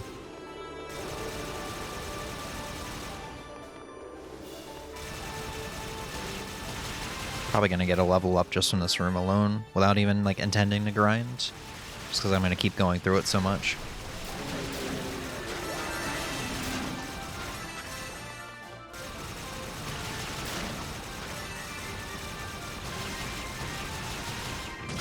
I think Hugo's playstyle is starting to grow on me.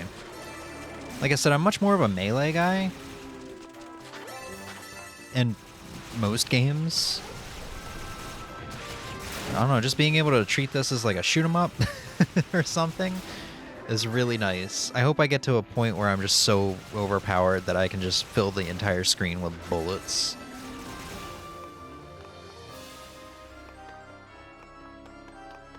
Oh, there's a chest in there. I'm sure that isn't a trap. We acquired the Beast Medallion. These are necessary for going into boss rooms. What a ghastly medallion. Must be a key of some sort.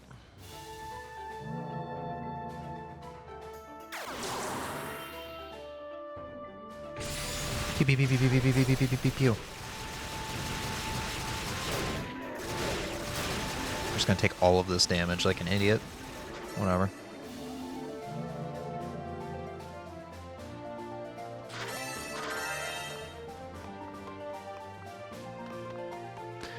So once we get to another statue, we can upgrade these boots. These boots. Boots, boots, boots, boots, boots, boots, boots.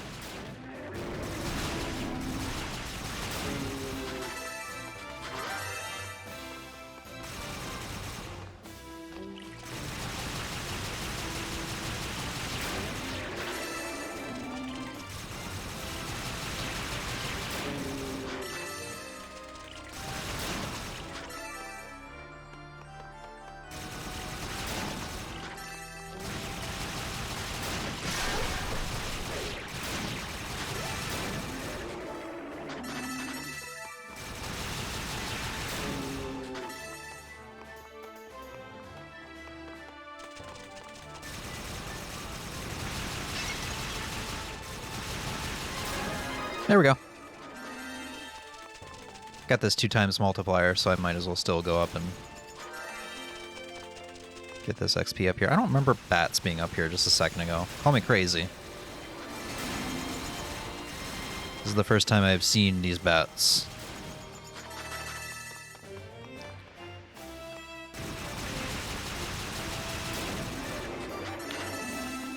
I think I accidentally realized my favorite game genre is probably action-adventure with exploration.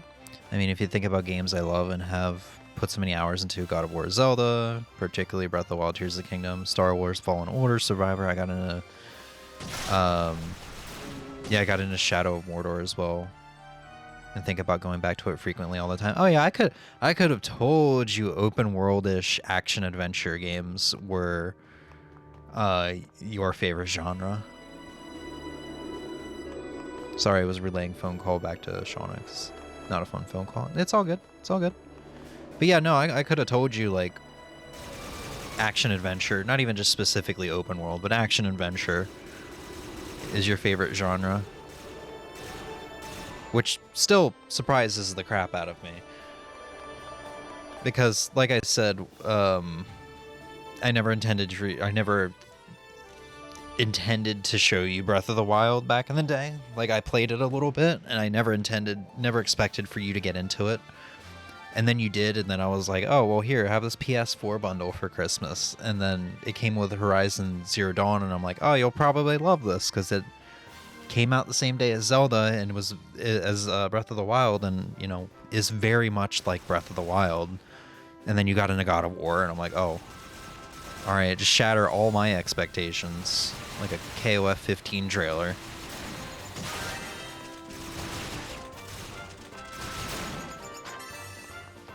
Love that you had the automatic reactions. Yeah, I could have told you that. Yeah, I thought we had talked about this before. For some reason.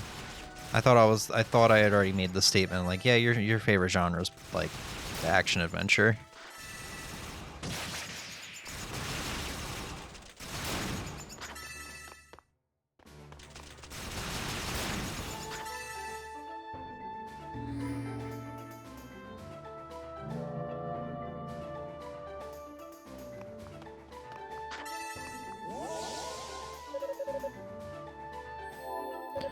Alright. I think it's been a little while since we saved. Let's strengthen our leggings. How many SP do we have? 1860 or 76. 1876. Is there anything that's worth upgrading right now that I can afford? I can only afford reduced bad status duration and increased stationary heal rate, which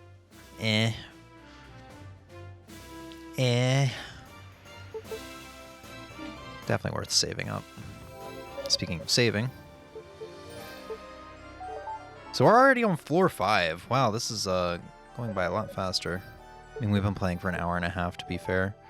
Other floors are going to take longer because we're still kind of in tutorial mode. I think this is our first real boss. Let's put the Beast Medallion in. Yeah, and that's also kind of why I'm like... kind of pushed you a little bit over the years. I mean, I'm like, you gotta try Final Fantasy 15. Because while it is an action RPG, it's open world. And it's a damn good open world game. You made the statement that it still surprises you how much I enjoy them because it wasn't expected, but I don't think explicitly stating it because prior to realizing it, I probably would have said that you didn't know what my favorite... Yeah, I absolutely would have not said cozy games. Like, I know you like your cozy games, but... cozy games you play pretty frequently, whereas open world-ish action adventure you get sucked into. I mean, we counted it up yesterday. We counted it up yesterday or 2 days ago. You put, what did you put into? You put like 26 hours or something into Star Wars Jedi Survivor over the course of 2 days. It's like 2 13-hour sittings or something like that. Like that, you only do that game with you only do that with the open world adventure games. I mean, I haven't been around when you've played God of War, but I imagine maybe you'll do that. You do that with them too, even though it's not open world. Yeah, it was like 26 hours. Remember when I bought Star Wars Jedi Fallen Order for me to play for myself? And we sat down so we could take turns playing it together? Because I intended to start my playthrough. And then Emmy played the game for like 4 hours and I didn't get a chance to play. And then I still haven't played to this day. You remember that time? When that happened, Emmy? You remember the time? Yeah. God of War goes the same way. It's not open world, but it's open enough to allow for exploration. Let's see. This is a much larger room than I expect to find here, and it's completely empty, no less, which means it's probably a trap the enemy is most likely to come from... above! No, I don't care. I'm glad to see you fell in love with it. Can't say this is quite what I was expecting. It must be one of the 6 enormous demons that attacked Ys. Well, you've met your match, demon. I have the eyes of fact on my side. It's time I put them through their paces. Big on, thought. Pew, pew, pew, pew, pew, pew, pew. Oh, fuck.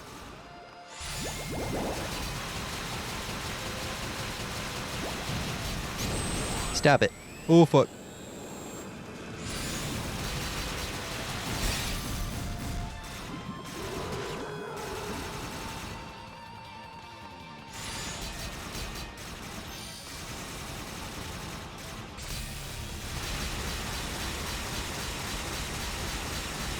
Damn, how many hits you gonna take before you fall, my guy? Jesus. Unless this boss is gonna work completely different than it does with, There we go.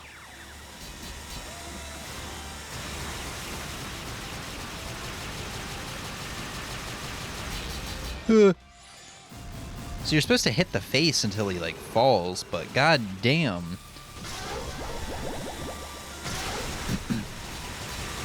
My man was not falling. Ow.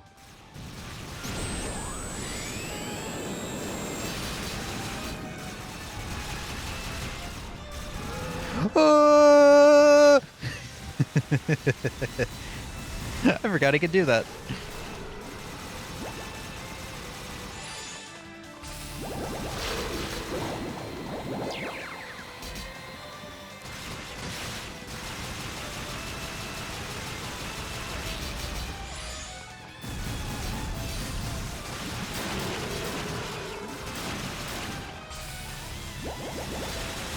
You better not suck.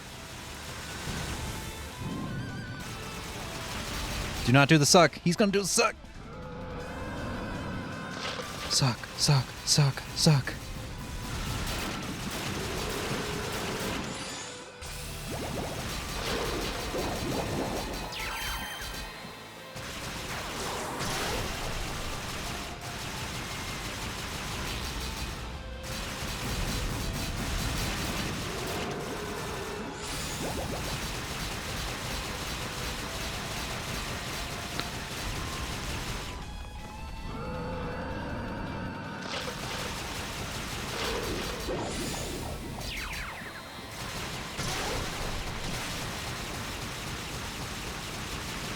There we go.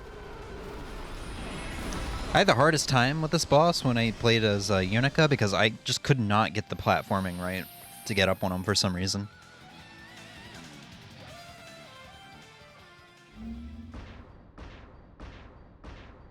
I mean, I think I only died to him once because I wasn't really sure what to do. Because with Unica, I'm pretty sure slashing at the face on the bottom does 0 damage, but you still have to do it to open up the top.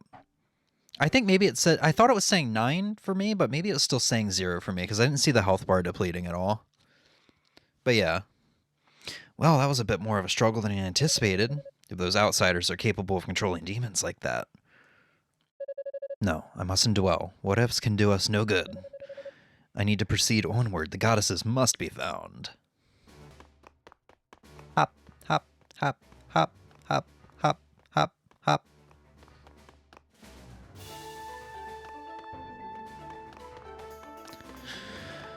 Alright, on to floor 6 of, what did I say, like 22? The flooded prison.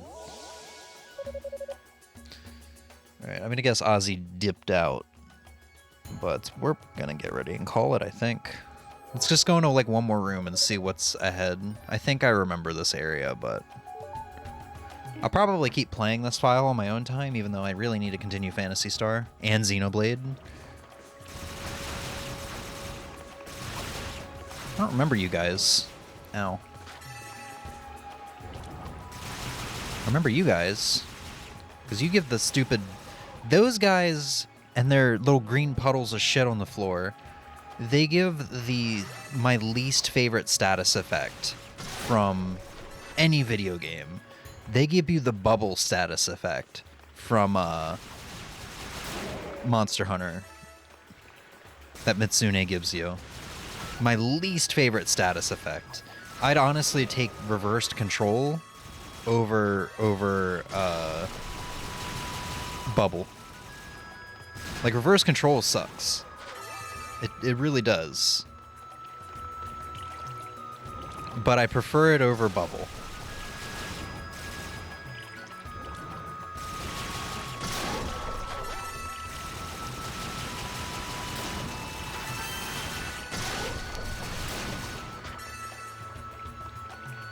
We unlocked a way over to the left.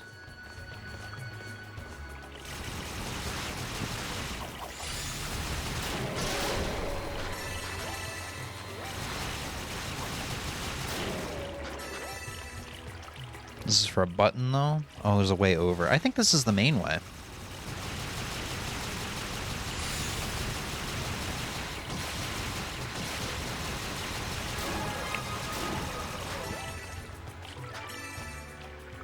Is this the main way?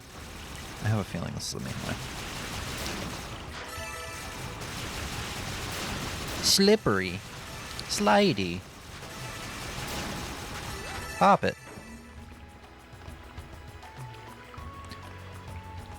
Okay, so this is going to make this go up and down. Right? Oh, did it just make it go down once? Oh, I think I know what I need here. I can't do this quite yet. Yeah. Okay, I think I needed to go back the other way. I think I know what I'm about to get.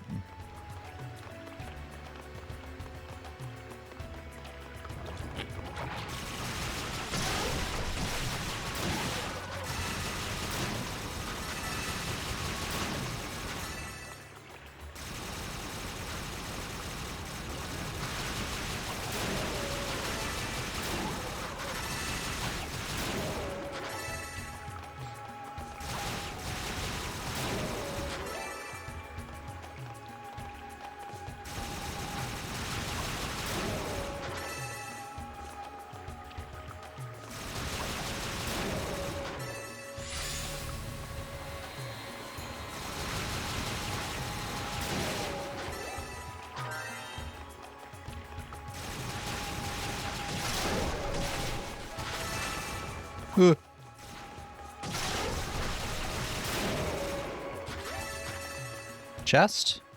There's a chest over there, alright. Yeah, I think I know what I'm about to get. And it's not what you think it might be. Ah, fucking bubbles. Did I kill it? I think I killed it.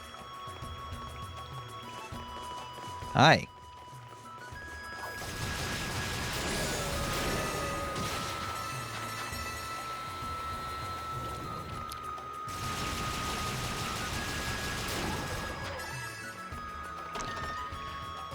Acquired silver bracelet. Yeah, this is what I think it is. Surge of power bursts forth from the artifact. Hugo is now able to dash. Dash. Increase speed. Double push L. Hold wire A. Double tap D-pad configurable. Always dash configurable. Oh, I didn't realize always dash was configurable. Shit. I've just been holding L. Or I've been holding A the entire time. Also, double clicking in the stick or double pushing the stick, I could not figure out how to do it. If that is an actual thing. Additional benefits. In addition to increased movement, jumping while dashing greatly increases distance one can cover. Oh shit. I've been just holding A the entire time, which is charges a spell to run. I must have not double tapped correctly or something like that to run. Oh well, I think I'm still going to keep holding A though, because that's what I'm familiar with now. And your skills are going to be very good later on in the game. And honestly, I got to a point with Unico where I rarely attacked with my axe or sword. I just kind of used, I just kind of used my skills to attack, because big damage, you know, kill the enemies before I really have to deal with them. It's nice to know that it's always configured. It's nice to know that it's always on, that you can configure that.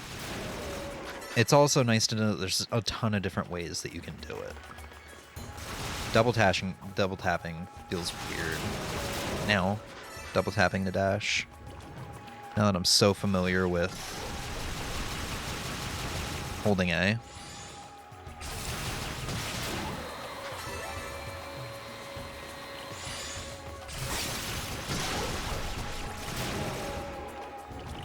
Bubbles. Oh, am I hitting him from below? I am. Oh, we got another level up. Nice.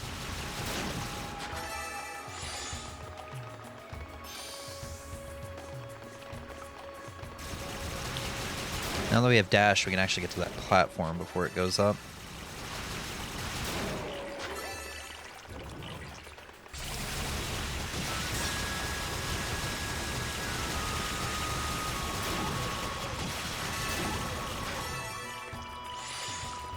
Oh, bubbles. Oh, God. It's like you keep sliding when you jump, too. It's so weird.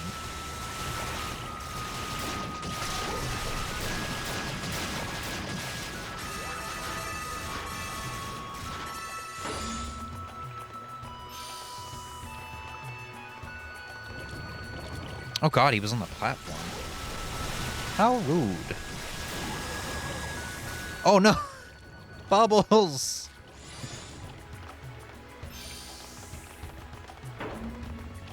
Did you know Texas Roadhouse sells butter in stores now? Oh, God, now I know what your grocery lists are gonna be.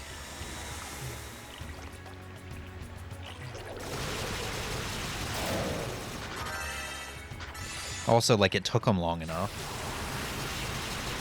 Like, Red Lobster has been selling their biscuits in store for years.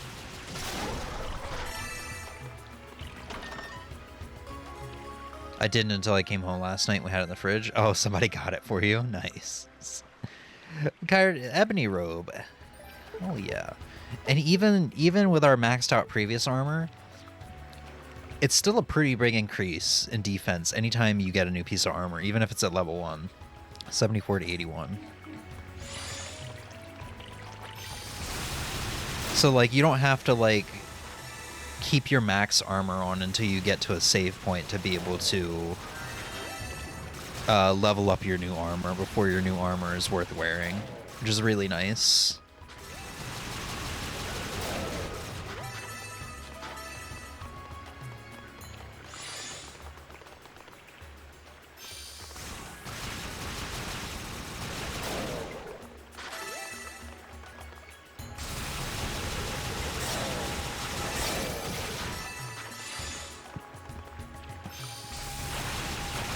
Got it for everyone, but yes. No, whoever got that was like, oh yeah, this is for Emmy.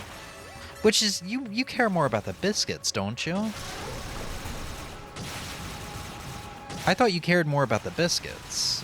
Because for a while there, I think when we introduced you to the rolls, you didn't care about the butter, if memory serves. You only cared about the rolls.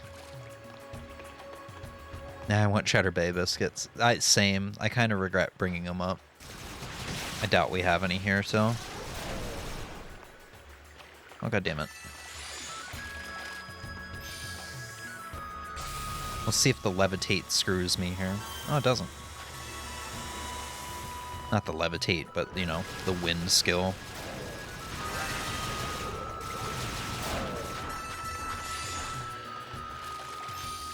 Alright, so we're at a point where we're starting to drown. And that's exactly why I jumped right into the water to fight everything. Hopefully you guys will follow me up here. Because I would like your experience. I'm close to a level up. There we go. You guys actually give a lot of experience. Can I kill the rest of you without dying?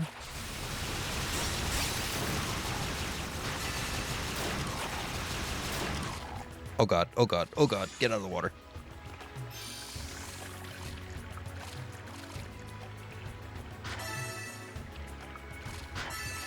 Because when you die in this game, you go back to your last save. It's a little different for the bosses. If you die in a boss, they just put you back in the room and you don't have to, rewatch the cutscene.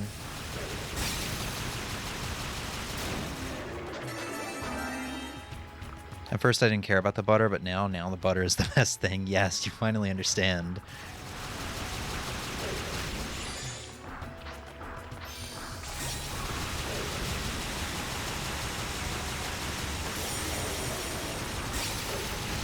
Ow! Everything hurts. Oh god, are we at that boss?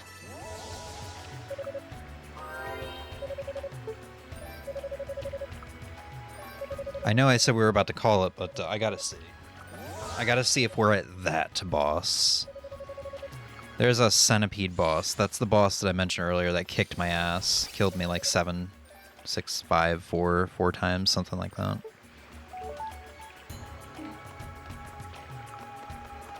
You died on the water on the other character? Yeah.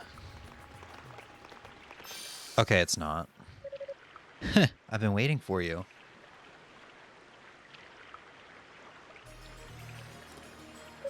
I'm seriously impressed you're still alive. I never would have thought you'd actually beat Velagunder. Velagunder? Ah, the large demon between the tiers. It was a powerful fiend to be sure, but its low intelligence was its undoing. It never stood a chance. You're really starting to piss me off, you know that? But I guess that works out pretty well, because now I'm even more keen on beating the starch out of that collar. What a sentence. Let's try this one more time. I'm going to tear that pasty face of yours into bloody shreds. What's the matter? Come on, it's time for a rematch. You just never learn, do you? I've already defeated you once. What makes you think things will turn out any differently this time? What? You should get some help. Or set some traps. Or something. Instead, you're just duplicating the circumstances of your loss. See, this is why I hate dealing with the unintelligent. Seems I struck a nerve. Though it's hard to believe anything I said could have actually sunk in through that thick skull of yours. The hell is your problem? I love the way Hugo talks to Epona. She's so mean to Unica. The centipede boss is after this. If you're so goddamn smart, then fine, I'll take your advice. Maybe then you'll just understand. Maybe then you'll understand just what being a little shit and talking down to others really gets you. Leave us pasty ones alone. Whoa. Ha ha ha, what do you think? I borrowed a couple familiars from one of my companions. I generally prefer taking a more hands-on approach to battle, but you've got those eyeball things, so it only seems fair I use a few tricks of my own, you know? Yeah. This isn't good. I'm not certain I'll be able to handle two at once. And that's assuming she lets them do all the work. If she joins in, I could be in real trouble. Huh? What? Hey, what do you think you're doing? The enemy's over there, you pissy little wizard guy. Damn you, Zava. Aren't these stupid things supposed to be loyal to their summoner? They're basically wild animals. Hey, piss boy. Why the hell are you just standing there? Oh, don't mind me, please, do continue. I never deigned to ruin such a moment between Master and her two loving pets. Would you cut the shit already? I'm asking for your help. Just lend me a hand here. Why should I? Sorry, but you made your own bed. It's time you see how you feel to lie in it. Whoa, wait, stop. Remember when you said you reminded me of someone else? Well, if I die here, you'll never find out who. I'm listening. Wow, that actually worked? Okay, one of my companions in this tower is a guy who looks a lot like you. If you help me survive this mess, I'll tell you everything I know about him. Alright, but you better stay true to your word. Hi. I think Unica had to fight these two guys at once, if memory serves.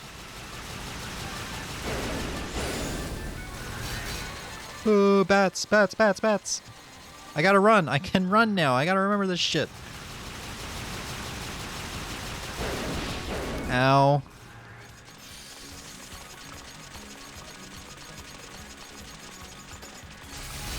Hey.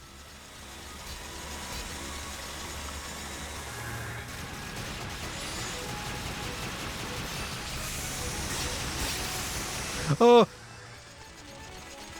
I'm doing terribly. I'm probably going to die. Very painful and horrible death.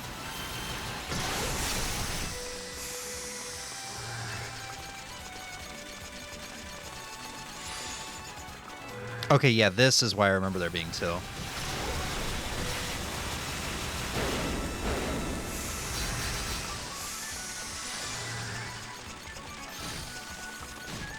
I'm gonna get slaughtered by bats.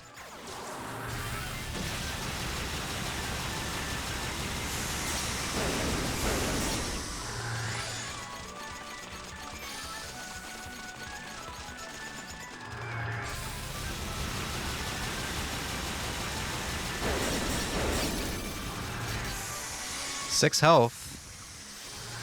Probably not going to be able to do this.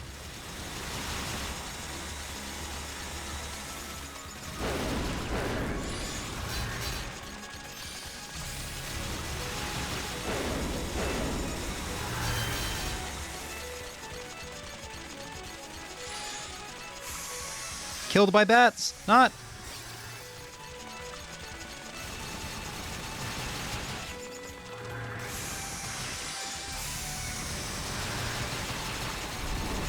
My god, I actually survived? What the fuck?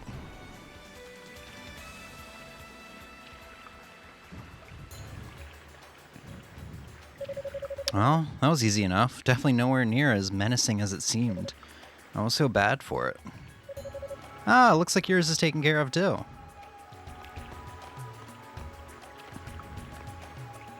You really saved my ass, thanks. Our source told us the people of Ease are all do-gooders with hearts of gold, but I guess you're a little different, huh? It took some convincing before you agreed to help me after all. I really thought you were just going to walk away, leave me to get eaten. I probably should have. It would have been a fitting end for you. But I didn't, and you know exactly why not. I expect you to keep your promise. No excuses. Yeah, I get it. You want to know more about the guy who looks like you, right? That's correct. Okay then. Man, where to begin?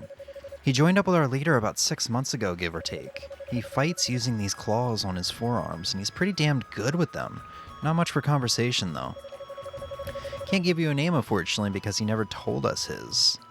He just said to call him the Claw. How tacky is that? The Claw?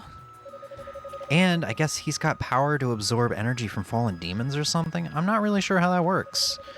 But Zava hates his guts because of it. Seems like every demon he summons, he kills, and he gets really attached to their familiars. Or her familiars. Oh yeah, I guess you don't know who that is. Zava is the sorceress who serves as an advisor to our leader. She's real creepy. 6 months. Well, that's the right time frame, but this whole business with the claws is rather suspect. Could it be someone else? What is it? Why are you staring at me like that? Just marveling at how similar you two look. It really is uncanny. Especially when you got the same angsty look on your face. He does that all the time. So, what do you think? You two related? Long lost brothers, maybe? I think I've heard enough. Huh? I said I've heard enough. I'm convinced you've learned your lesson, so I'll let you live, this time. But you'd best get the hell out of my sight. What's with the attitude all of a sudden? I've been pretty damned accommodating, if I do say so myself. That's just what... that was just you keeping up your end of the bargain. And make no mistake, it was a bargain for you. Like it or not, we're still enemies. So unless you want to go one last round to the death, I think this would be a good time for you to bow out gracefully. God damn, I think you might be even more of a sourpuss than he is. Well, if that's how you want it, suit yourself. Seems I must have dug up one too many unpleasant memories, so it's probably best I give you time to cool down anyway. Wait. What do you mean by that? Bullseye. You want a final showdown with me? Next time. Just make sure you come prepared. I know I will. Damn, she's got teleportation magic. Well, no matter, she's a minor nuisance at best. Clearly not a real threat in any way. But still, 6 months ago, a man who fights with claws on his forearms. Could it really be him?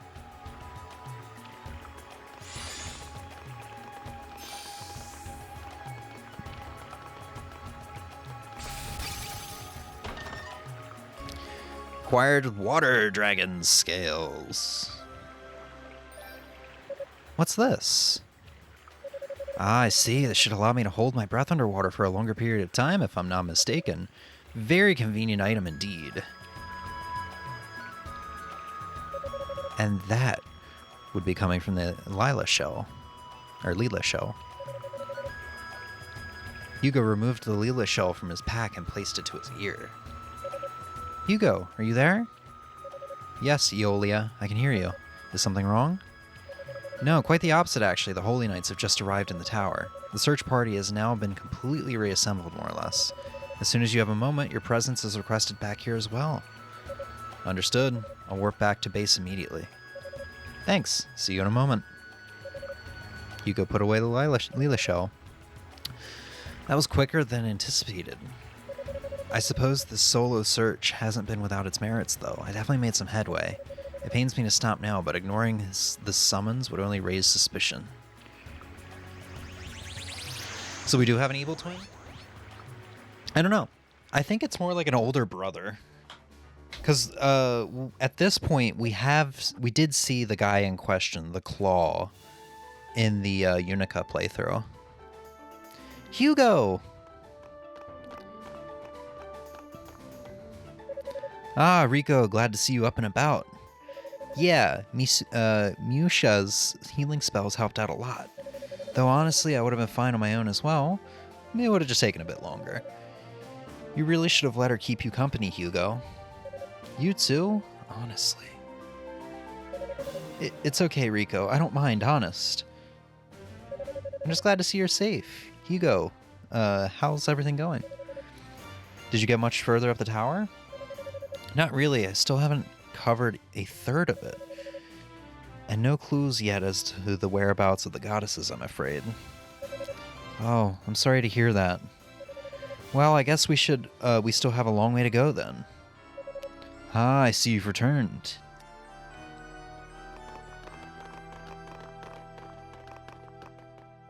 Sir Knight? Please, allow me to formally introduce myself. My name's Galleon. I serve as Deputy Commander of the Holy Knights. And I'm Cecilia, his aide. Ramona, nice to meet you. My name's Roy. I'm a new recruit. It's a pleasure to meet you all. My name is Hugo Fact. Fact? Wait, so does that mean... It seems I finally get to put a face to the name.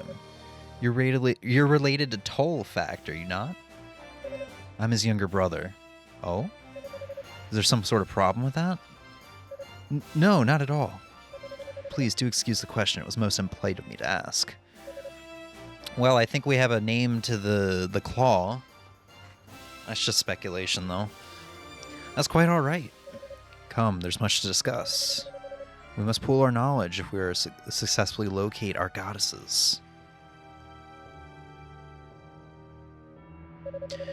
I didn't think it possible for the situation to become more urgent than it already was. So the demons are under control of the humans? But why? Who are they? Whoever they are, they're serious. We mustn't take them lightly.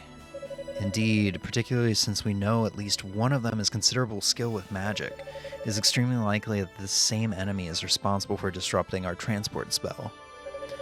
If you're right, then we've definitely got our work cut out for us, because that was one hell of an impact. Oh, come on, Roy. There's no need for the long face. I'm sure she's just fine. Ramona. Did something happen?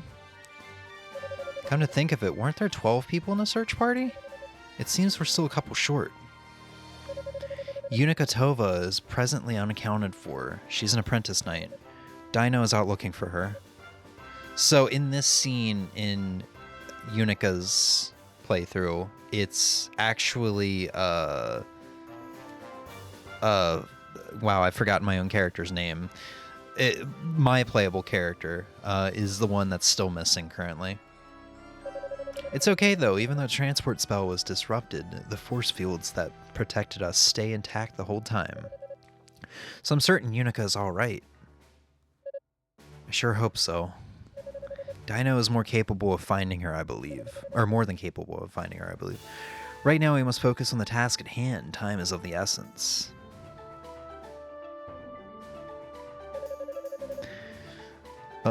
Our top priority is to locate Ladies Rhea and Fina and to ensure their safety. You can leave that to us. Hugo, thank you, Emmy. Yeah, at this point, Hugo is the one that still hasn't been found yet. And there's even the slightest chance that they were captured by the enemy. We Knights will stop at nothing to set them free. Very well, I appoint the Holy Knights as vanguard then. but physical prowess alone may not be enough. Hugo's intelligence suggests there is a powerful wizard at play as well. If so, a sorcerer's talents may yet prove vital in combat. I would ask that all sorcerers join the knights in their reconnaissance. Of course, you can count on our support. Understood. I'll do whatever I can to help. I can't tell if I'm scared or excited right now. Actually, Rico, I have a special task in mind for you. I'd like for you to remain here at home base. What? You are well versed in the mystic knowledge of your house, are you not? Specifically, the spells of tempering? I suspect many powerful foes lie in wait for us within these walls. As such, I would like you to remain on hand to use your magic to strengthen the search party's weapons as needed. Ah, okay, no problem at all then. I'm glad I can be of service. Do you really plan on continuing the search by yourself, Hugo?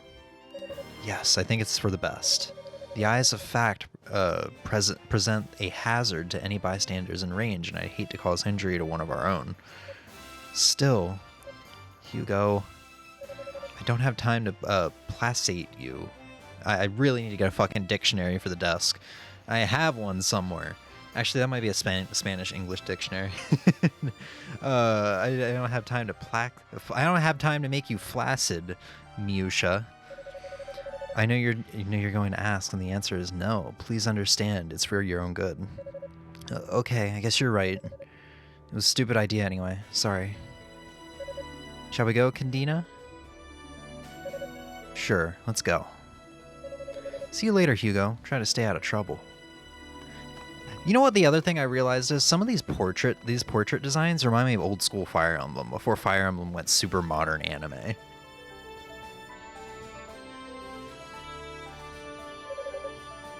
Do you have something to say to me? Not exactly. Your fuse just seems a little shorter than usual today, that's all. I mean, you've never been very delicate with words, but that, well, let's just say that was an absolute antithesis of delicate. Something the matter? It's none of your concern. Yeah, that's pretty much what I thought you'd say. Well, if you ever need to talk, I'm always willing to lend an ear. Come for the new weapon tempering, stay for the therapy, or something like that. Just know that I'm here for you, Hugo. He's like a blacksmith therapist. So, we should probably go do that. If I ever need to talk, he says. This isn't exactly a matter that it lends itself to friendly discourse. Ah well, all I can do now is focus on the road ahead of me. As long as I stay a few steps ahead of the knights, I should be fine. If memory serves, if we go to talk to him now, he does have a piece of ore for us for a weapon upgrade. Hey Hugo, here for a wand strength upgrade? Yes, please. Alright, let's see what we've got. Hey Ozzy! Just came back in time for the end. To placate someone who's calmed them down? Okay, I thought flaccid was the phrase. Maybe I should start by explaining how all of this works. See, I'm going to speak an invocation passed down from Gemma to Gemma. It has the ability to strengthen and fortify items. I already understand the basic principles behind your work. I'd prefer it if you just get the job done. You're no fun. What's good is mastering an ancient art if I can't boast about it a little? Oh well, let's just get this over with. Rico took a piece of Clara ore from his pack. Claria, yeah, that's just auto-scrolling. He's doing his chanting. Yada yada yada. Ha! Hugo's wand has been strengthened. There you go, one fortified weapon. Nicely done. It definitely feels more powerful. Though that was eerily similar to the process employed by the Hungry Roo. I appreciate the assistance, but might I ask, is that it? Or can you make it even stronger still? I'm afraid not. I need a new piece of Clara ore each time the spell is cast, and that just so happened to be the last piece I had on me. I see. I'll have to keep an eye out for any stray pieces of Clara then. Thanks for your help, Rico. Sounds like a plan. If you manage to get your hands on some, you know where to find me. Cool, so we got a level 3 weapon now. I can confirm Hot Wheels does work on my PC. It's a cute game because you unlock Hot Wheels toys. It's so, and dude, I don't know how much you've played, but the tracks, there's so many good tracks. So many good tracks. But that's good to hear. You just gotta let me know when you would like to play it. I might be streaming tomorrow, so we could do it tomorrow. Or if you wanted Emmy involved, you'd probably have to wait until next weekend. Either way, I'm fine. I'm fine with either way. Although I will say I'm not exactly guaranteeing a stream tomorrow. I have an idea for a stream that I might do, but also, like, yeah, I don't know.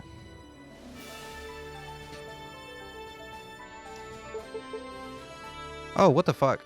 I never noticed this. It goes from floor 1 to floor 4. There is no floor 2 or 3.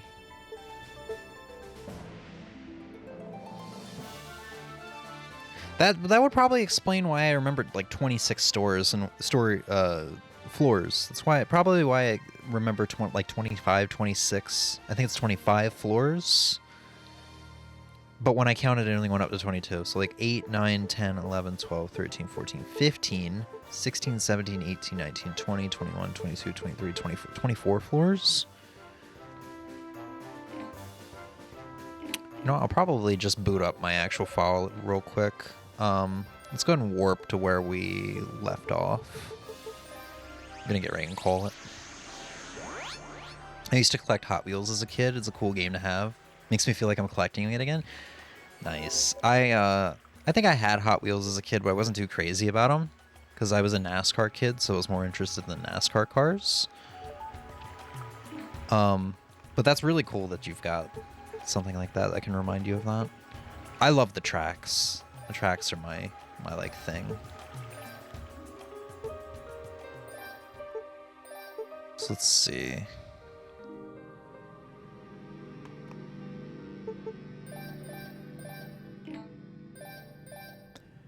Yeah, 25 and then Towers Summit.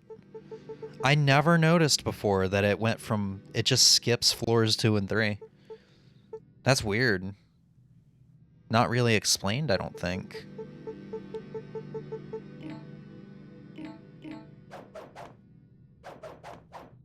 Nah.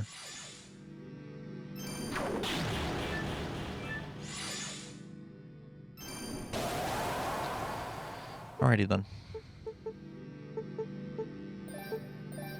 Oops. No, I did not want to set a default. I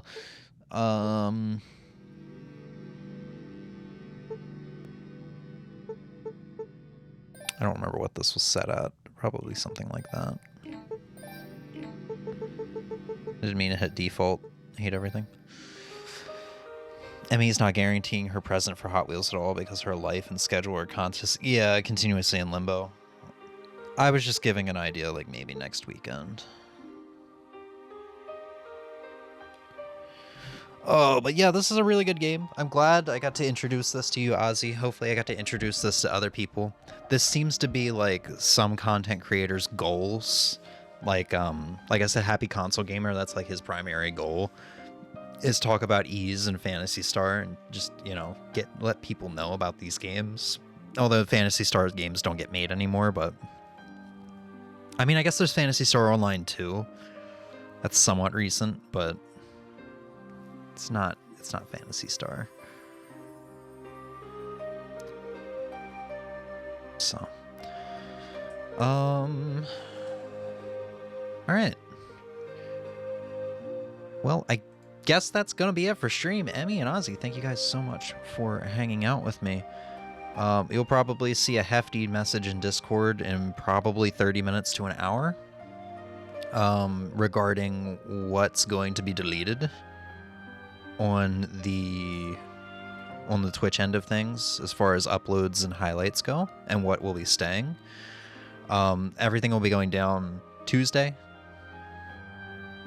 Probably gonna download all of the Animal Crossing videos and just put them in a folder on a hard drive like I said earlier, and I'll edit them in the future and just upload them in the same way as Paper Mario playthrough, where it's just like multiple streams in one video. Botanical Touch. I feel like I had something else to say. Oh yeah, maybe a stream tomorrow. It really depends. I would like to finish Phantasy Star 1 before I do this stream. Not that the stream's gonna be of Phantasy Star 1, it's just like I kind of would like clear an RPG off my plate before I start another one, or I guess continue. I'm thinking about doing a stream of Dragon Quest Monsters, which is, for those who aren't aware, it's basically Pokemon, but the Dragon Quest universe. I was playing it back at during summer. Emmy got it for me for my birthday, and I kind of fell out of it. I want to like reopen that file on stream and like kind of relearn the game a little bit and try to get back into it. So that's kind of maybe my hope for a stream tomorrow if we do one. And yeah, maybe a Monday stream of Fatal Fury beta because that's the last day it's open. I'm just not in a fighting game mood right now, but I'm like, fuck, I gotta try this before the beta goes away. I want to play a little bit of it, but at the same time, I'm like, I'm just not in a fighting game mood. It sucks. And like going back over here, like I've shown before, I still have a ton of demos downloaded. I'm just in an RPG mood right now. It's nuts. Steam, are you not going to open? You're thinking. I've got a ton of demos just downloaded. And I'm always worried that the demos are going to be taken down because sometimes that happens with indie games and I don't know why. But, yeah, that's just kind of the plan right now. And I will never make plans again on the Community Chosen Games stream because it's cursed. Whenever I make plans, it just curses our plans. So that will go up, that we will start that stream randomly some weekend. I can guarantee it'll be a Friday night, a Saturday, or a Sunday, just to kind of try to accommodate for people's schedules. Yeah. Aside from that, Emmy and Ozzy, thank you guys for hanging out with me. Hope you had a good time. Hope you enjoyed some ease. And, yeah, I'll see you when I see you. Have a good night. Peace.